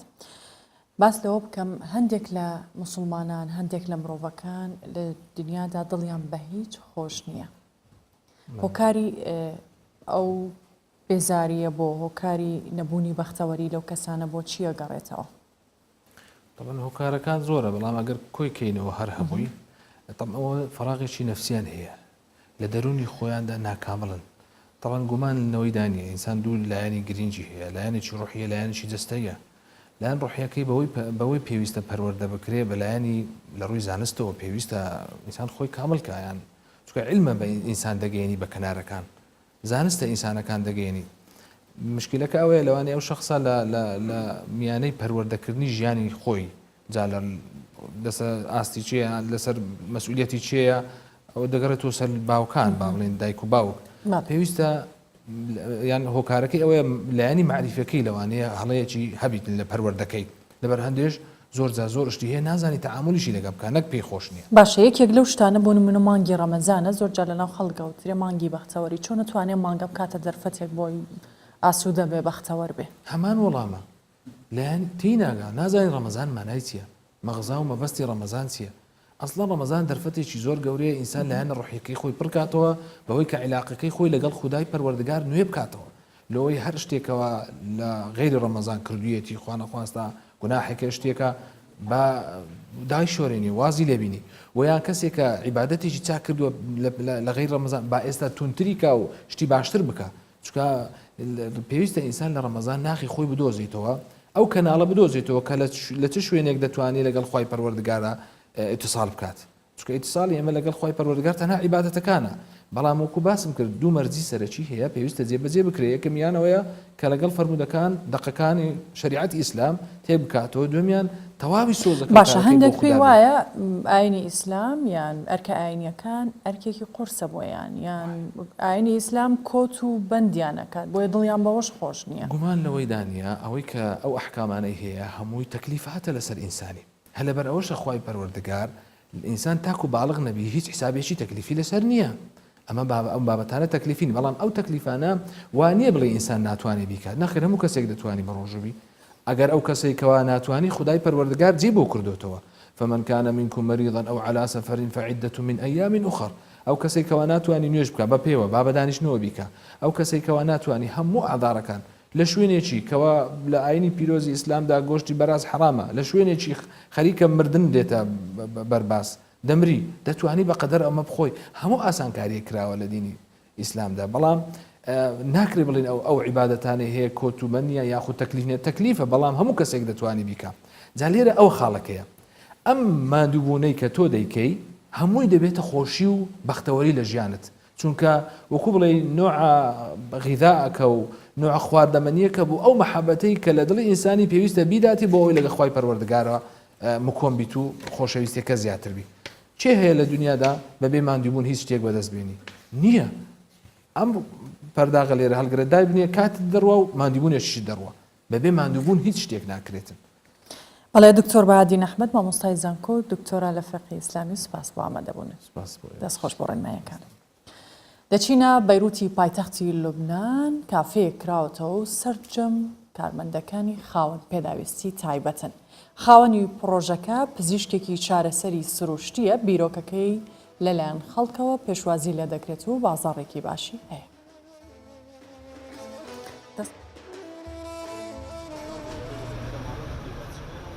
کردنەوەی کافەیەک لە باکووری شاری بەیروت لە لوبنان سەرنجی زۆرێک لە گەشتیارانی ڕاکێشاوە.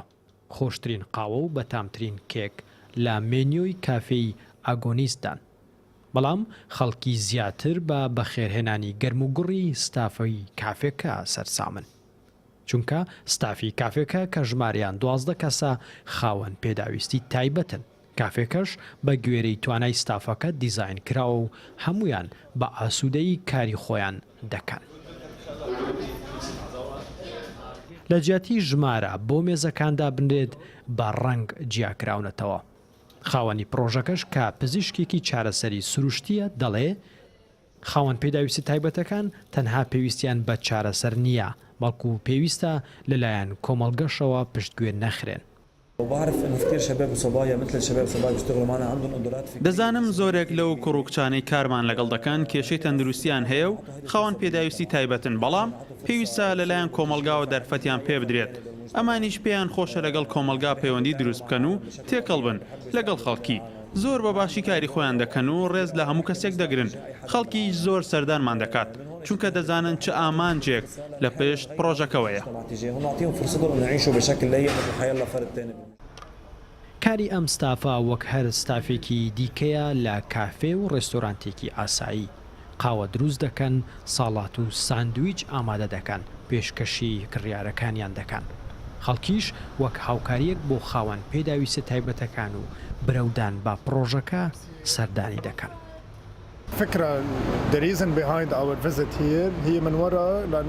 ئەمڕۆ دەمانەوێت بزانین ستافی ئەم کافەیە چۆن خزمەتگوزاریەکان پێشکەش دەکەن. خەڵکی وا ڕاهاتووە کە هاوکاری ئەم کەسانە بکات. بەڵام لێرە خەڵک چاوی لە دەستی ئەوانە کە چۆن خزمەتیان بکات. بەڕاستی بۆ یەکەم جارە شتێکی وا دەبینم. ئەزمونێکی باشە. پێم خۆشە هەرچی زیاتر خەڵکی سەردانی ئەم کافەیە بکات. ستافی ئاگۆنیست کافێ دڵخۆشن بەوەی کە خەڵکی سەردانیان دەکەن. زۆر دڵخۆشم داوا لە خەڵکی دەکەم زیاتر سەردانمان بکەن بە خۆشحالیەوە خزمەتیان دەکەین. مشتریەکانمان وەک خوشک و براو کە سوکاری خۆمانن. بۆ ماوەی 6 مانگ ڕاهێنان بەم ستافە 12 کەسێک کراوە و بە 3 شیفت کار دەکەن. هەر شیفتێکی کارکردنیان 6 کات ژمێرە. ئامانجی پرۆژەکە دەرهێنانی کەسانی خاوەن پێداویستی تایبەتە لە گۆشەگیری و تێکەڵکردنیانە بە کۆمەڵگا. جیالەوەش گۆڕینی تێڕوانینی کۆمەڵگەیە بەرامبەریان بۆەوەی چیتر بە چاوی بەزەیەوە سەیریان نەکەن. نەریمان هەورامین، کوردستان 24. دەچینە تاوەری دووەمی پاشی و باس لە بابەتێکی دەرونیەکەین لە مانگی ڕەمەزان کاتێک کە خەڵک بە ڕۆژووە بێت زۆر جار باسیەوە کرێت کە تووڕە بن، بێتاقەتە بن، بێزارە بن. هەندێک جار ئەو تووڕەبوون و هەڵچوونە بە دەوروبەری خۆیان دەرئەبڕنیان، هەندێک جار لە شوێنە گەشتەکان لە بازار لە کاتی لێخوڕینی ئۆتۆمبیل. ئەمە چ کاریگەریەکی لەسەر لایەنی دەرونی مرۆڤ هەیە و بەگشتی مانگی ڕەمەزان چەند کاریگەرە بۆ قسەکردن لەسەر ئەم بابەتە مرۆڤ چۆن دەرونی ئارام بێت، چۆن هەوڵ بدات کە تووڕە نەبێت. مامۆستا یوسف عوسمان لە ستۆدیۆ لەگەڵ ئێمە ئامادەیە پسپۆڕی دەروون ناسی و هەروەها کۆمەڵایەتی. مامۆستام کاتت باش، زۆر بەخێر بێت. زۆر سپاس بۆ ئێوە، زۆر سپاس بۆ ستافەکەتان، دەستخۆش. بینە سەر کاریگەریەکانی بەڕۆژوبوون لەسەر لایەنی دەرونی مرۆڤ یان نان نەخواردن. چ کاریگەریەکی لەسەر لایەنی دەرونی مرۆڤ هەیە؟ کاتێ باسی بە ڕۆژووبوون دەکەینیان باسی مانجی ڕەمەزان دەکەین تاوان مانگێکی تایبەتە لەم مانگەدا دووسێ شت لە مرۆڤ دەگۆڕێ یەکەمیان سیستەمی کارکردنی دەگۆڕێ بۆ نمونە سیستەمی خەوی دەگۆڕێ سیستەمی خواردن و سیستەمی ئیشکردن و هەموو ئەو شتانەیە کە گۆڕانکاری بەسەردادێت ئەو پلانێکی خۆی دایناوە لەسەری ڕاهاتوە 11 مانگ لە مانجی ڕەمەزانە دەگۆڕێ مرۆڤیش هەر کاتێک کە سیستەمی ژیانی ڕۆژانەی گۆڕانکاری بەسەردابێت گۆڕانکاری بەسەر جەستەشی دادێت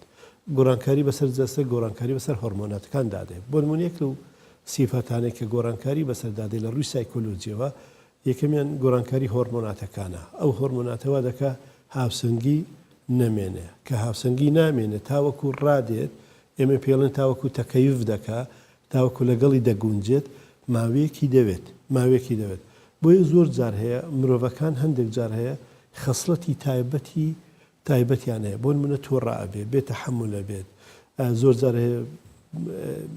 پەیوەندی کۆمەڵایەتی سست و لاواز دەبێت تااقەتی سەردانیکردنی نامینێت تەنانە زۆر جارەیە تااقەتی قسەکردنی نامینێت تااقەتی چالاکیەکانی سست و لاواز دەبێت تۆ هەر بیر لەوە بکەوە زۆربەی چالاکیەکان لە مانگی ڕەمەزانە ڕادەگیرێت ئەو چالاکیانێک کە مرۆڤ ئەنجامی دەدا لە ڕۆژەکانی ئاساییدا لە مانگی ڕەمەزان ئیسراحەتەکە ئەڵێ کاتی ئیسراحەتە کاتی پشووە تااقەتم نییە یان هەموو شتێک تاجیلەکە بۆ دوای ڕەمەزان ئەمە نیشانەی ئەوەیە هەموو مرۆڤەکان کاتێک کە بە ڕۆژووە بن ئەو سیستەمە دەگۆڕێت کاتێک کە سیستەمیش دەگۆڕێت حتمما بەشێک لە کایەی ئینسانەکان بەشێک لە بیرکردنەوەی ئینسانەکان ڕەفتارە دەرونیەکانی ئینسان گۆڕانکاری بەسەر کەواتە تووڕەبوون هەڵچوون ئاساییە تووڕەبوون کاتێک کە پێناسی تووڕەبوون دەکەی لە ڕووی دەرونیەوە تووڕەبوون حالەتێکی هەڵچوونی سلبیە لە ناوەوەی ئینسان ڕوودەدات هەموو مرۆڤەکان کاتێک لە کاتەکان یان لە بەرنامەی ژیانی خۆیدا تووڕابێت واتە تووڕەبوون حالەتێکی هەڵچوونی ناوەوەی ئینسانە گزارش لە تێکچوونی باری دەرونی ئەو ئینسانە دەکات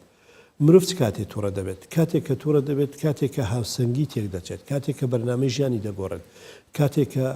مادەی ناوەی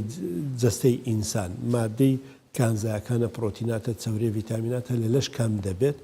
دەبێت تووڕە دەبێت بۆ نمونەیەکی بەسیط مرۆڤ زۆر جارەیە ئەڵێ من تووڕەم لەبەرەوەی حەزم لە چایە ڕاهاتوو لەسەر چا خواردنەوە نەیخواردێتەوە یان ئەو کەسانی کە جگەراکێشن ماوەیەکی درودێژ کە جگەرێکی پێکرد دوایی بەربانگ ئیتر هادی دەبێتەوە لەسەر خۆ دەبێتەوە واتە ئەوەمان پێ دەڵێ هەموو مرۆڤەکان تووڕە دەبن بەڵام تووڕەبوون شتێکی ئاساییە دەربرین لە تووڕەبوون لە کەسێکەوە بۆ کەسێکی تر دەگۆڕێ ئەوە دەبێتە نائاسایی مرۆڤ هەیە تووڕە دەبێ بەڵام تووڕەبوونەکەی دەشارێتەوە تووڕەبوونەکەی دەرنابڕێ قسە ناکە یاخود لە خۆیەوە بێزارە بێت تااقەتی قسەکردنی نییە ئەمە جۆرێکە لە گزارشکردن لە تووڕەبوونی هێمنانە بەڵام هەندێک کەسی تر هەیە هەمان کادا برسی دەبێت چکە کاتێک کە برسی دەبێت مادەی شەکرە لە جەستەی کەم دەبێت مادەی شەکرەش کەم دەبوو بەرگری دەرونی لاواز دەبێت بەرگری دەرونی لاواز بوو هاوسەنگی تێک دەچێت تووڕە دەبێت کام جۆرەیان کاریگەری جنێوەدا شەڕەکە قسە دەکات ئیتر ئەچێ لەگە دوکاندارێکە تەحملی ئەوەی نییە نۆرە بگرێ سەبری ئەوەی نییە 5 دقە ڕابوەستێ ئیترەی کاتە دەنگە دەنگ و هەرە یان لەگەڵ خێزانەکە یەچێتەوە ماڵێ هیچ شتێک هەموو شتەکان ئاساین وەکو جاران ئەڕۆن بڕێوە بەڵام ئەو پەلە دەکات ئەی کاتە شەڕ و هەرا قسە بە خێزانەکە هێڵێ بە مناڵەکە هێڵێ یان زۆر جارەیە لەناو ئۆتۆمبیلە هیچ کاتێکی زۆری ماوە لە بۆ بەربان ئیتر دەسە خاتە سەر هۆڕم بە خێرایی تیژە و ئەڕوە تۆ بەس ملاحەزەیەوە بکە لە سعات 6 ئێوارەوە تاوەکو 7 ئێوارە و کاتە سەیری خەڵکەکە بکە چەند بە خێرایی بە گرژی چکە خێرایی جیا و گرژی جا بە خێرایی و گرژی بە تووڕەبوونەوە هۆڕن لێ دەدا قسە دەکات جنێ و دەدا هاوار دەکە پەلەیەتی مساعدەی یەکتر ناکەن بەس بگاتەوە ماڵێ باش مامۆستا پرسیاریەوەم کرد کام جۆرە کاریگەری کەمترەوەی کە دەریە بڕیانەوەی کە دەری ناخۆی تووڕەبوون کاتێک کە دەری دەبڕی کاریگەری کەمترە لەسەر خۆت تووڕەبوون هێشتنەوە لەسەر خۆت لە ناخی خۆتە زەرەری بە خۆت دەگەیەنێ وەکو ئەوە وایە تۆ مرۆڤێک لە ناو بتەقێنیەوە هەموو ئەوە سیستەمی لەشی تێک دەچێت بۆیە ئەو کەسانێک کە لە ناخی خوانە تووڕەبوون ئەهێڵنەوە دەری نابڕن ئەمانە زووتر تووشی جەڵتەی دەماغ دەبن تووشی جەڵتەی دڵ دەبن تووشی نەخۆشیەکانی سەدەفێ دەبن تووشی قورحەی ماعیدە دەبن تووشی غازات دەبن تووشی کۆمەلەشت دەبن بۆیە کاتێک کە بەربانگ دەشکێنێت تووڕەبوونەکەی هەڵگرتووە هەڵی گرتووە لە ناخەکە سەری یێشێ بێتاقەتە بێ ئەڵێ ماعیدەم دێشەی تر ئەی کاتە ئەوەی خواردنەکە بەڵام ئەو کەسانە کە تووڕەبوون دەردەبڕن باشترین کەسن کە زوو هادێ دەبنەوە سار دەبن باشە بۆی بەس کاریگەری لەسەر بەرامبەرەکەی هەیە بۆ نمونە تۆ کاتێک کە تووڕەبی هاوارەکەی ئەقیژێنی یان مستێک لە دیوارە دەی یان شتێکەشکێنی ئەمە باشترین حالەتە بەڵام تۆ شعوری کەسی بەرامبەر برینداکەی زەرری هەیە لە پەیوەندی کۆمەڵایەتیەکان هیچ شێوازێک هەیە کە زیان بە دەوروبەر و خودی کەسەکە نەگەێنێ و تووڕەبوونەکەشی بەتاڵ بکاتەوە تۆ دەمانگەینتە سەر پۆلێنکردنی تووڕەبوون سێ جۆرە تووڕەبوون هەیە بە شێوازێکی علمی ئەو کەسانی کە زوو تووڕە دەبن و زووش سار دەبنەوە تووڕەبوونێکی خراپە تاسی لە کەسایەتی ئەو مرۆڤە دەکات تاسی لە شخصیەتی تاسی لە بیرکردنەوەی تاسی لە ئادای ڕۆژانەی دەکات و تاسی لە پەیوەندی کۆمەڵایەتیش دەکات ئەمە پێی دەوترێت تووڕەبوونێکی سلبی تووڕەبوونێکی تر هەیە مرۆڤەکە زۆر زوو تووڕابێ بەڵام زۆر درەنگ سار دەبێتەوە ئەوە پێی دەوترێت تووڕەبوونی ڕەش ئەم تووڕەبوونانە زۆر جارێ هەندێک نەخۆشی مزمونی تێدایە بۆ نمونە کاتێک کە بەردەوام تووڕە دەبێت بەڵام زۆر درەنگ سار دەبێتەوە بغز و غەرەزی هەیە تاسی لە دڵ دەکات سیستەمی دڵ تووشی نەخۆشیەکانی دڵی دەکات تووشی نەخۆشی قورحەی ماعیدەی دەکات زۆرترینیان تووشی ئیلتیهاباتی قۆڵۆن دەبن ئەمە پێی دەوترێت تووڕەبوونی ڕەش بەڵام ئەو تووڕەبوونێکی ئێمە بە تووڕەبوونێکی باشی دادەنێن بە تووڕەبوونێکی باش لە ستاندەر و لە پێوەری پزیشکیدا تووڕەبوون ئەو کەسانی کە زۆر درەنگ تووڕە دەبن بەڵام زوش سار دەبنەوە بۆ نمونە کابرا لە هەفتەیەکە دوو جار تووڕابێ کە شتێکی بەدڵ نابێ بەڵام هەر زوش پەشیمان دەبێتەوە سار دەبێت ناهێڵێ کاریگەریەکانی لەسەر جەستە بێت وەکو مرۆڤێک وایە کاتێک کە دەستی دەسووتێ زوو ئەی خاتە بەر ئاوی سارد و زوو عیلاجەکە ناڵێ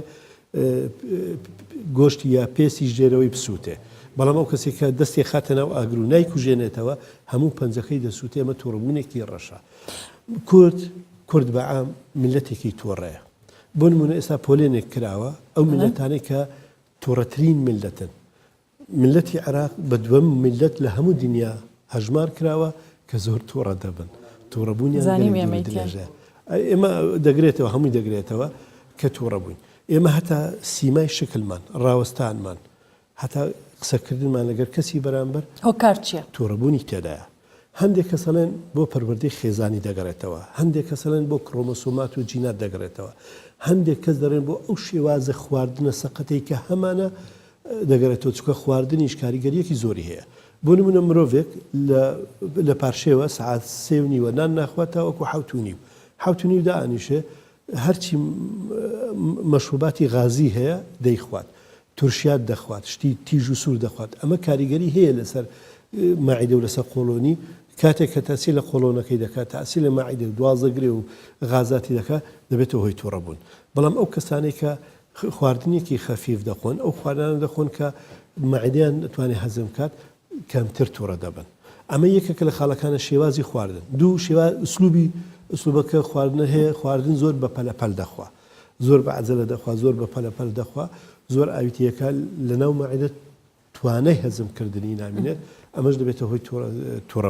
تووڕەبوونی ئەو کەسە بەڵام ئەو کەسانی لەسەر خۆ خواردن نەخۆن هێواش دەخۆن بۆ نمونە میلەتێکیان دیاری کردووە ملەتی ئسکەتلەندە کە ئەوانە زۆر کەم تووڕە دەبن هێمنترین ملەتن لە هەموو دنیادا بە 2 ساعت اینجا قاپێکی ئەوەنە برنجە خوا ئێمە بە 2 دقیقە قاپێکی ئەوەنە برنجە خۆین ئەم جیاوازیە لە شێوازی ناخواردن و شێوازی خواردنەکە و چەوری و گۆشت و ئەو خواردنە هەمووی بەقوەتە دەبێتە هۆی تووڕەبوون چونکە ئینسان اعتیبارە لەچی لە ڕووی دەرونیەوە کۆمەڵێک هۆرمۆناتە کۆمەڵێک شتە بۆ نمونە تۆ هاتووی هیچ مشکلێکت نییە بەڵام هاتووی شتێک بەدڵی تۆ نییە لێرە یان کەسێک قسەیەک دەکا بەدڵی تۆ نابێ یەکسەر لەناوە هەڵەچیت کەواتە دەوروبەر چەند کاریگەری لەسەر تووڕەبوون دەوروبەر 100% کاریگەری هەیە لەسەر تووڕەبوونەوە بەڵام مرۆڤەکان چۆن مرۆڤەکان گزارش لە تووڕەبوون دەکات لە کەسێکەوە بۆ کەسێکتر دەگۆڕێ. بۆ نمونە تۆ کاتێکە لێرەی برسیتە تینوتە بەڵام شتێک بەدڵی تۆ نییە، کارەبانیە گەرمە، هاوارەکەی تۆ ڕابێت، بەرنامە ناکەیت، قسە ئەەکەیت، تووڕەبوونەکەت غەزەبی تێدایە. لە هەمان کادا کەسێکی تر هەیە هەمان شتی تۆی بەسەردێ، تووڕەبوونەکە زۆر بەهێمنی بەس ناڕزایی دەردەبڕێ، بەس قسە دەردەبڕێ. جا ئەوە کاریگەری گەلێک زۆرترە و کەسارێکە زۆر تووڕە دەبن خۆیان گرژ دەکەنەوە تەئسیر لە خانەکانی مێشک دەکات. ئەو خانانەی کە بەرپرسە لە جوولانەوەی ئینسان کە پێی دەوترێت جیهازی پارە سمپاتاوی ئەمە کۆنتترۆلی خۆی لەدەست دەدا. بۆیە کابرا هەندێک غەڵت دەکا ئەڵێ ببوورە بەدەست خۆم نەبوو کۆنتترۆلی خۆم لەدەستدا دوایی پەشیمانە بێتەوە. ئەم کۆنتترۆل لە دەستدانن جیهازی سێتەڕەمان هەیە لە مێشکی ئینسان. ئەم جیهازی سەیتەرەوا لێ دەکات تۆ هەندێک حرکاتی لا ئیرادی بکەیت، بیر لەوە نەکەیتەوە ئەوە مناڵە، ئەمە خێزانتە، ئەمە باوکتە، ئەمە هاوڕێکی خۆشەویستە، سنوورەکە قایمکەی نەهێڵی هەستی بریندار بێ، نهێڵی سنووری ئەو ببەزێنی نهێڵی. جا ئەمە هەندێک کەسەڵێن ئەگەڕێتەوە سەر پەروەردەیەکی دایک و باوک، هەندێک کەسەڵێن ئەگەڕێتەوە سەر ئیرادەی ئینسان و هەندێک شەگرێتەوە سەر ئارام و سەبر و تەحملی ئەو ئینسان. بۆیە هەموو مرۆڤێک مافی ئەوەی هەیە لە ڕووی پزیشکیەوە لە ڕووی دەرونیەوە تووڕە بێت، لە لەحزێک لە لەحزەکان تووڕە دەبێت. بۆیە دەڵێن مرۆڤەکان ئەوەی مرۆڤی ئاسایی بێت لە ڕووی پزیشکیەوە تووڕە ئەبێت، هەمووی تووڕە ئەبێت. بەڵام تووڕەبوونەکە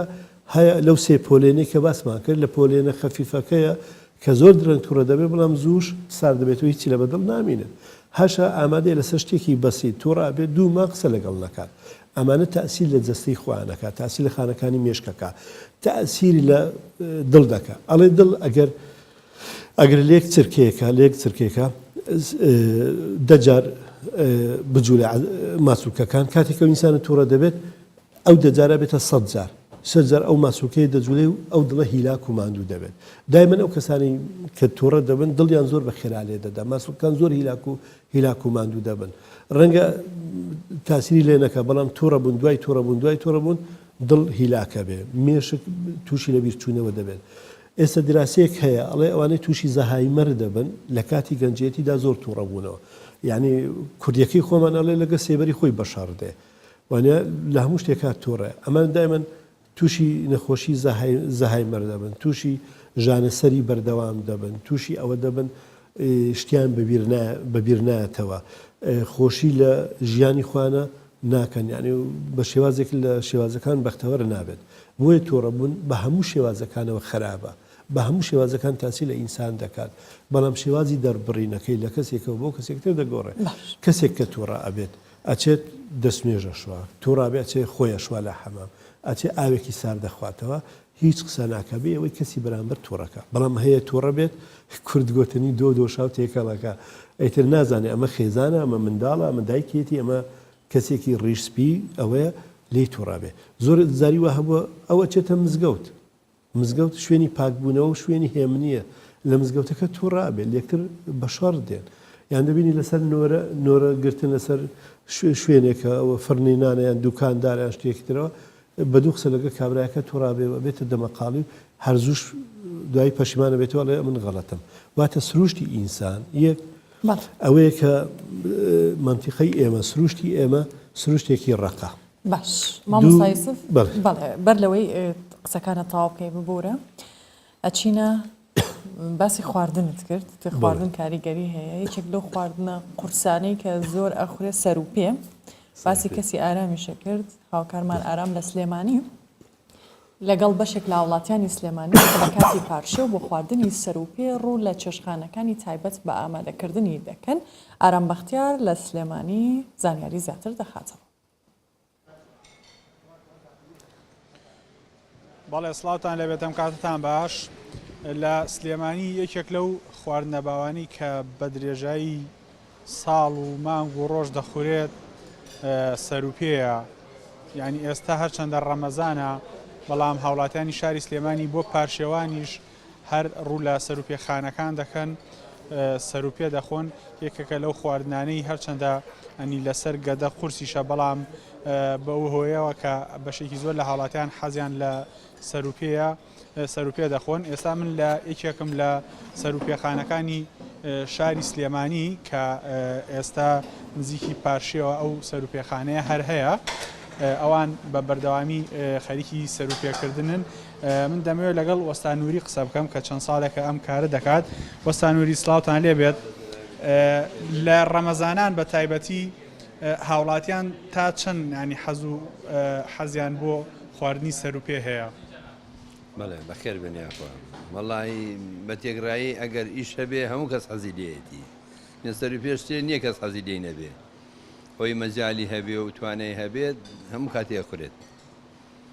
لە پاشێوان خەڵکێکی زۆر دێن ئێستا کە ڕەمەزانە ئەگەر پێمان بڵێ تقریبان مام ناوەندیە باس تۆزە جەوەکە گەرم بووە فەرقی هەیە خەڵکەکە لێ ترسیال لە لەوانەیە زۆر تینی بێ نەتوانێت بیگرێت بەس خۆی وان نییە ئەوەی لێ نەترسێ سەرپێشتێکی چاکە. زیاتر کوێی سەروپێکە خۆن ئەگەر پێمان بڵێ؟ وەڵانجا کوێی ناخورێت پێچکەکەی زمانە گۆشتە هەکەسە بە حەزی خۆی جیپە ینی شتێکی نییە کە بڵێم کەمتر حەزی لێ بکەێت هەموو یەخورێت. هاوڵاتیانی سلێمانی حەزیان لە گیپەکێتی زیاتر وەکو بزانم بە تایبەتی خەڵکی لە خۆمان جیبەکە زیاتر ئەخورێت بەس خەڵکی جنوب حەزیانی جیبەکەی نییە بەس گۆشت و زمانەکەی ئەخۆن. خۆش بێ زۆر سپاس. ینی ئێستا شۆکو لە دیمەرەکان دەبینن ئێستا ینی هاوڵاتێکی زۆر هاتۆتە ئێرە نزیکی پاشێوە بۆ پاشێوکردن خەریکی سەروپێ خواردنن. ئێستا دەمەوێت لەگەڵ بەشێک لە هاوڵاتیان قسە بکەم کە هاتوونەتە ئێرە ئەنی بەشێکیش دەیبەنەوە بۆ ماڵەوە سەروپێکە ینی بەشێکی لێرە دەیخۆن بەشێکیشی دەیبەنەوە بۆ ماڵەوە با لەگەڵ ئەم گەنجانە دانیشین. سڵاوتان لێبێت خواردنی سەروپێ لە پاشێوان چ تام و چێژێکی هەیە؟ وڵات تام و چێژێکی خۆی هەیە هەموو شتێ لە کاتی خۆیە ئەمجاتر ئینسان کە بە ڕۆژوژە بێ زیاتر لەوە چێ بەرگە بگرێەوەە. جەنابەت ئەنی چەند ساڵە خەریکی سەروپێ خواردنی بە تایبەتی لە پاشێوان؟ نەک هەر پاشێوان نەک هەر ڕەمەزانان من هەر خۆم حەزێکم هەیە بۆ سەروپێ.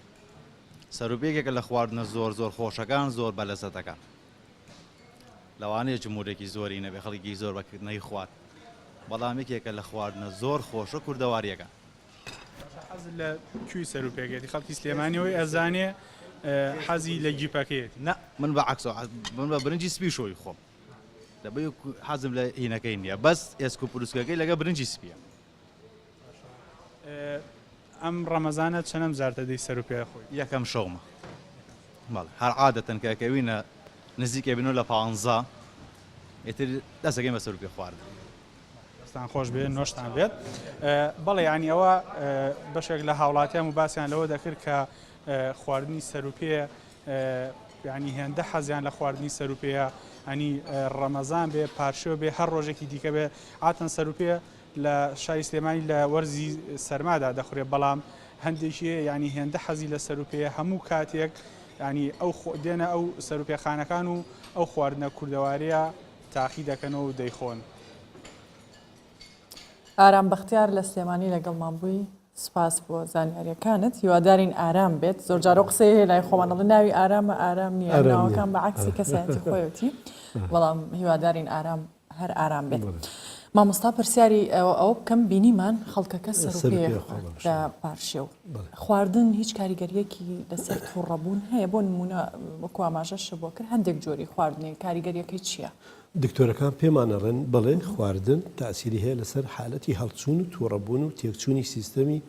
بەرگری ئەو مرۆڤە بە تایبەتی ئەو خواردنانێک کە ڕێژێکی زۆر چەوری تێدایە ئەوانەیە کە زۆر زیاتر لە تیژی و سووری و بەهارات و ترشیات ئەو ترشیاتەیە کە بە دەرمانات و شتیوا هەیە ئەو کەسانی کە زیاتر قوتوبەند دەخۆن ئەوەی معلبات و شتیوا دەخۆن مەوادی حافیزەی تێدا مەواد کیمیایی تێدا ئەوە تەسیرە کاتە سەر تووڕەبوون. ئەو کەسانی کە نەباتین زۆر کەم تووڕە دەبن. دائما ئێمە ئەو کەسێکە تووڕە دەبێت لە دوای هەر تۆ حەز لە تیژیە حەزەکەی مراقەیانەوەی ئەو بەڕێزانە حەزیان لە سەروپێ بەڵام خواردنی سەوزەکان زیاد بکەن تەوازنێک دروستە بێ بەڵام ئێمە بەداخەوە خواردنی چەورە خۆین ئەسڵەن هەر سەوزە بەلایەوە ناچین سەوزە پیازە سەوزە بیبەرە هەموو ئەو شتانە ئەبێتەوەی هادیکردنەوە ئێستا دەرکەوتۆ پیاز مادێکی تێدای ئۆنیۆن دەبێتەوەی هادیکردنەوەی هۆرمۆناتی ئینسان و ئینسان هادی دەکاتەوە بەتایبەتی لە دوای خواردنە قورسەکان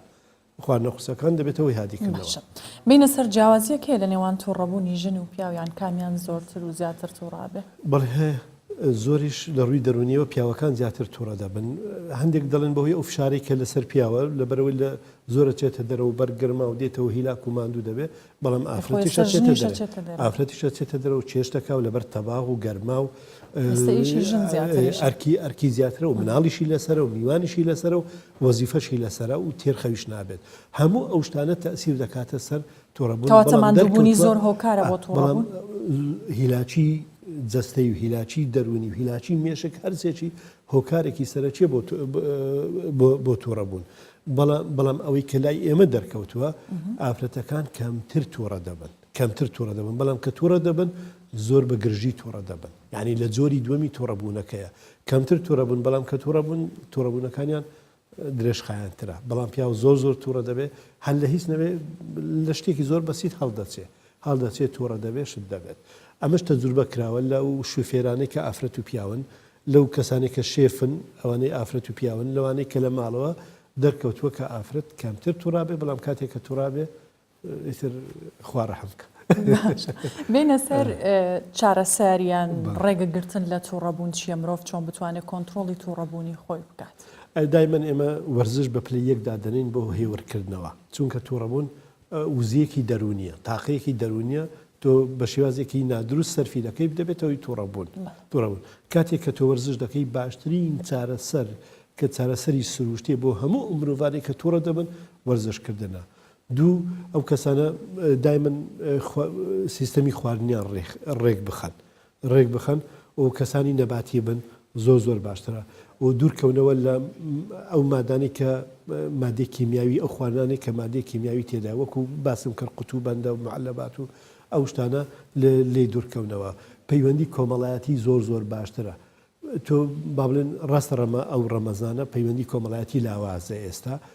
بەهۆی ڕەمەزان کابراڵێ تااقەتم نییە ناتوانمیان کەوتۆتە ناو ئیمتیحاناتی منداڵەکانیان بەهۆی ئیمتیحانات وشتیوە بەڵام باشترین شتەوەی کاتێک کە تۆ هەست بە بێزاری دەکەی هەز دەکەی کەوا بێتاقەتی و خەریکە تۆڕاوی پەیوەندی کۆمەڵایەتی بکەیت بێتە دەرەوە و لەگەڵ برادێکی خۆتە لەگەڵ ڕەفیقی خۆتە یان هەتا ئێمە پەیوەندیەکی سروشتیمانێت تۆ لە ماڵەوە کاتێک کە تووڕە دەبی بەمجرد بیتە دەرەوە بچیتە دوکانێک شتێک بکڕ بێتەوە تووڕەبوونەکەت دێتەوە خوارێ بۆیە لە تووڕەبوون ئاڵێ دایمەن کاتێک کە تۆ تووڕابی ژوورەکەت بگۆڕە جێگایەکەت بگۆڕە لەسەر کورسیەکی هەستە بڕۆسە کورسیەکی تر یەکسەر بە جوولەی جەستەیەک بڕیاردان لە شوێن گۆڕین تۆ یەکسەر هێور دەبێت و تووڕەبوونەکەت کەمتر دەبێتەوە بۆیە پەیوەندی کۆمەڵایەتیش وەکو خاڵی چوارەم زۆر ئەساسە کە تۆ کۆنتترۆلی تووڕەبوونی خۆت بکەیت تووڕەبوون بنبەر ناکرێ برێ وەکو بنبەر بکرێ کۆتایی پێبێ بەڵام ئەتوانی کۆنتترۆلی بکەیت تووڕەبوونەکەت کۆنتترۆل بکەیت هیچ تووڕەبوونێکیش لە 5 خولەک زیاتر نییە ئەگە لە 5 خولەک زیاتر بێ ئیتر ئەو کابرای تووشی کارەساتێکی دڵ و نەخۆشی مێشک و ئەوشتانە دەبێت ئەبێتە نەخۆشی پێڵن کابراایکی زۆر عەسەبی و تووڕە و توندە بە نەخۆشی هەژمار دەکرێت بەڵام هەموو تووڕەبوونەکان لە 5 دقە کەمترە بێ تۆ توانی 1 دقە کۆنتترۆلی خۆت بکەیت و نەهێلی ئەو تووڕەبوونە درێژە بچێشێت مامۆستا بابەتێکت بڵاو کردبەوە سەبارەت بە نێوان ژن و مێرد یان هاوسەران و تووڕەبوون بۆ کۆنتترۆلکردنیان ئەگەر ئاماژە بۆ بابەتە بکەیت و شێوازی هێورکردنەوەی نێوان ژن و مێرد چۆنە یان کەسی بەرامبەر هەموو تووڕەبوونێک کەسێکی بەرامبەری هەیە هەموو تووڕەبوونێک کەسێکی بەرامبەرەیە زۆرترین تووڕەبوونیش لە نێوان ژن و مێردە بۆچی لە نێوان ژن و مێردە چکە لە یەکتر قبوڵ دەکەن ڕەنگە تۆ هاوڕێکت هەیە لێرە لێت قبوڵ نەکە کەمتر لی تووڕابی بەڵام کاتێکە لەگە هاوسەرەکەتی ئەوان لە یەکتر قبوڵ دەکەن بۆیە کاتێکە خێزانەکە ژنەکە تووڕابێ پیاوەکە پێڵێ تووڕەمە بە هێمن بەوە ئەو زیاتر تووڕابێ لە بەرەوە لە مێشکی عاسەک دی دەڵێەوە ئیسفزازی من دەکا دەڵێ کا من تووڕە نیم بەسا قسەی حەق دەخەم بەڵام کاتێککە پیاوەکە پێی دەڵێ حەقی خۆتە تووڕەبی مافی خۆتە تووڕەبی حەق بە تۆیە ئەڵێ ئیعاز لە مێشک ئیجابی دێتەوە و ئافرەتە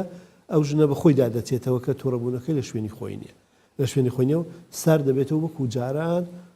هێور دەبێتەوە ئەڵێ ئەو کەسێک کە ژن و مێردن بەرامبەر یەکتر تووڕا دەبێت ئەڵێ پیاوەکە ئەگە ئیهمالیکە زیاتر تووڕابێ ژنەکەش ئەگەر ئیهمالیکە زیاتر تووڕابێ ئەڵێ دایمەن بەرامبەریەوە بێت چاو بخاتە ناو چاوی و ئیبتیسامەیەک بۆ کەسی بەرامبەرەکەی بکە تووڕەبوونەکەی هێمن دەبێتەوە هێور دەبێتەوە ئەوە یەکێکە لەو خەڵانە لەو تەمرینانەی ئێمە پێویستە لەگەڵ خێزانەکانی خۆمان بە بەردەوام بکەین لە ڕووی دەرونیەوە لە ڕووی سایکۆلۆجیەوە کەمترین زەرەر بە جەستەی ئافرەتەکە دەگەێنێت بۆچی تووڕەبوون لەوە ئافرەت زۆر تاسیری دەکات بە تایبەتی ئەو ئافرەتانی کە دووجیانن ئەو ئافرەتانی کە حملیان هەیە ئەو ئافرەتانی کە هۆرمۆناتی سووری مانگانە و ئەو شتانەیان تێک دەچێت زۆربەی ئەو ئافرەتانی کە سووری مانگانەیان تێک دەچێت نەتیجەکەی تووڕەبوونە چکۆ هۆرمۆنات کە تێک چوو دەبێتە هۆی ئەوەی کە تاسیری لێ بکە و ئافرەتیش چونە دەرەوە وەسائلی تەفریغی زۆر کەمترە ئێستا کاتێک کە پیاو لە ماڵ تووڕابێت دێتە دەرەوە چێتە پیاسەیەکە ئەچێتە کافتریاکە و کافەیەکەوە چێتە شوێنێکی ترەوە بەڵام ئافرەت بۆ چێت لە ژووری ئەوەی بەچێتە مەدبەق لە مەدبەقیشایتر تعامل لەگەڵ چەق و لەگەڵ ئاگر و لەگەڵ شتی تردا دەکات زیاتر هەڵچوونەکەی زیاتر دەبێت بۆیە شێوازی ئەو کەسێکە لە بەرامبەرتە ئەو تووڕەت دەکات مرۆڤ بە سروشتی خۆی لە ڕووی سایکۆلۆجیەوە تووڕە نییە بەڵام تووڕەت دەکەن ئەلە تووڕە مەکە تا تووڕە نەبم واتە دەوروبەرەکەت ئەگەر لێت تێبگا زۆر کەم مرۆڤ تووڕە ئەبێت لەوانێ مانجی 1 جار تووڕە بێت لەوانێ ساڵێ 2 جار تووڕە بێت بەڵام کە دەوروبەرەکە لێت تێناگەن قبولت ناکەن ئیستیعابت ناکەن یعنی هاوکارت نین لە هیلاکی تۆ تێناگەن تووڕەبوونەکە زیاتر دەبێت واتە تووڕەبوون ڕاستە لە ناخی ئینسان دێتە دەرەوە ڕاستە هەڵچوونێکە لە ناخی ئینسانە بەڵام چی ئەو شتە دەورژێنێت چی ئەو شتە بەخەبەر دێنێتەوە کەسانی دەوروبەر ئەوجا کەسێ منداڵتە شتێکی ترە بۆ منە 3 جار بە مناڵکەتەڵێ دەرز بخوێنە جاری سێم نەبراتی سەوتت تۆڕەبوونی پێوە دیارە بێ گرژە بێ هاوارەکەی بەسەری قیژێنی بەسەری ئەلەوە 10 جار پێ بڵێم دەرز بکە ئیمتیحانت هەیە نایکەی کەواتە چێ تووڕەت دەکە کەسانی دەوروبەر مامۆستا یوسف عوسمان پسپۆڕی دەرونی کۆمەڵایەتی سوپاس زۆر سپاس هاوڵاتیەکی شاری حەلەب کە 7 ساڵە لە شاری قامیشلۆی ڕۆژاوای کوردستان نیشتەجێیە ساڵانە لە مانگی ڕەمەزان کە کارێکی تایبەت دەکات یان ئەویش ئاوی سووسەیە دەیفرۆشێت زانیاری زیاتر وەردەگرێت.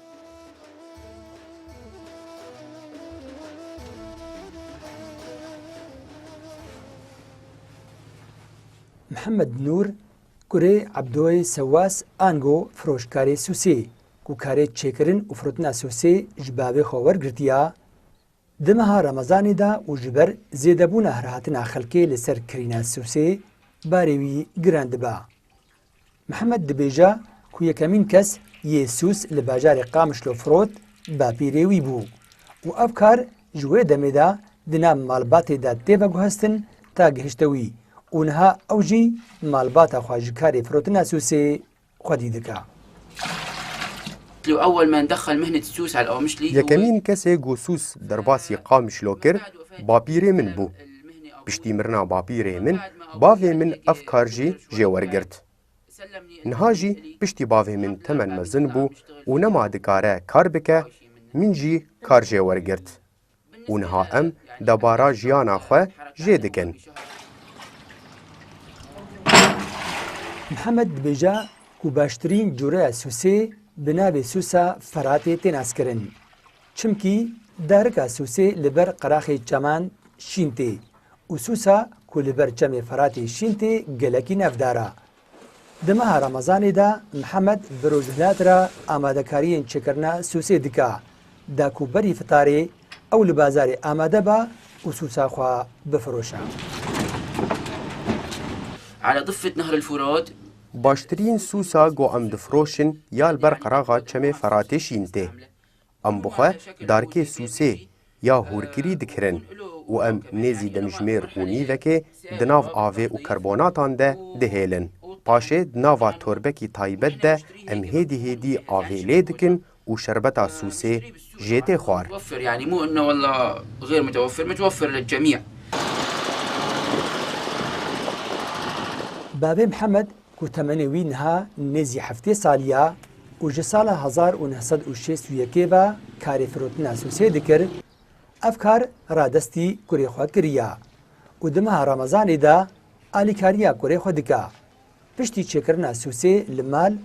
ددانێ پشتی نیبرۆدا محەممەد بەرێ خوا دەدا بازارێ و لەبێ کۆلانێ دناڤەندا بازارێ قامشتۆدا کوباب و کالێن ویژی لەڤەر سووسا خوا دەفرۆتن جهدەگرا. الناس يعني من زمان خەلکیش دەما باv û bapîrê min de dizanin got em li vê derê cih digirin û sûsa xwe difroşin.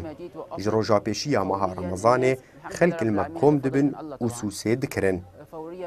û ji bilî got em sûdeyeka maddî ji karê xwe werdigirin,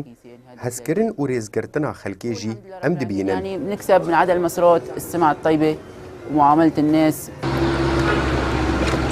عبدۆ سەواس کووەها دناف خەلکێ دەتێ ناسکردن di ciwaniya xwe de amûra taybet bi sûsê li pişta xwe dikir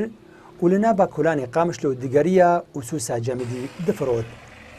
Apê Ebdo wan salên borî li bîra xwetîne û dibêje ku teblî karê wî zor û zehmet bû lê ew bixwe kêfxweş bû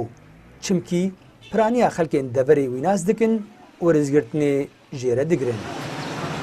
Di sala 1960 de bavê min jiyana xwe ji dest da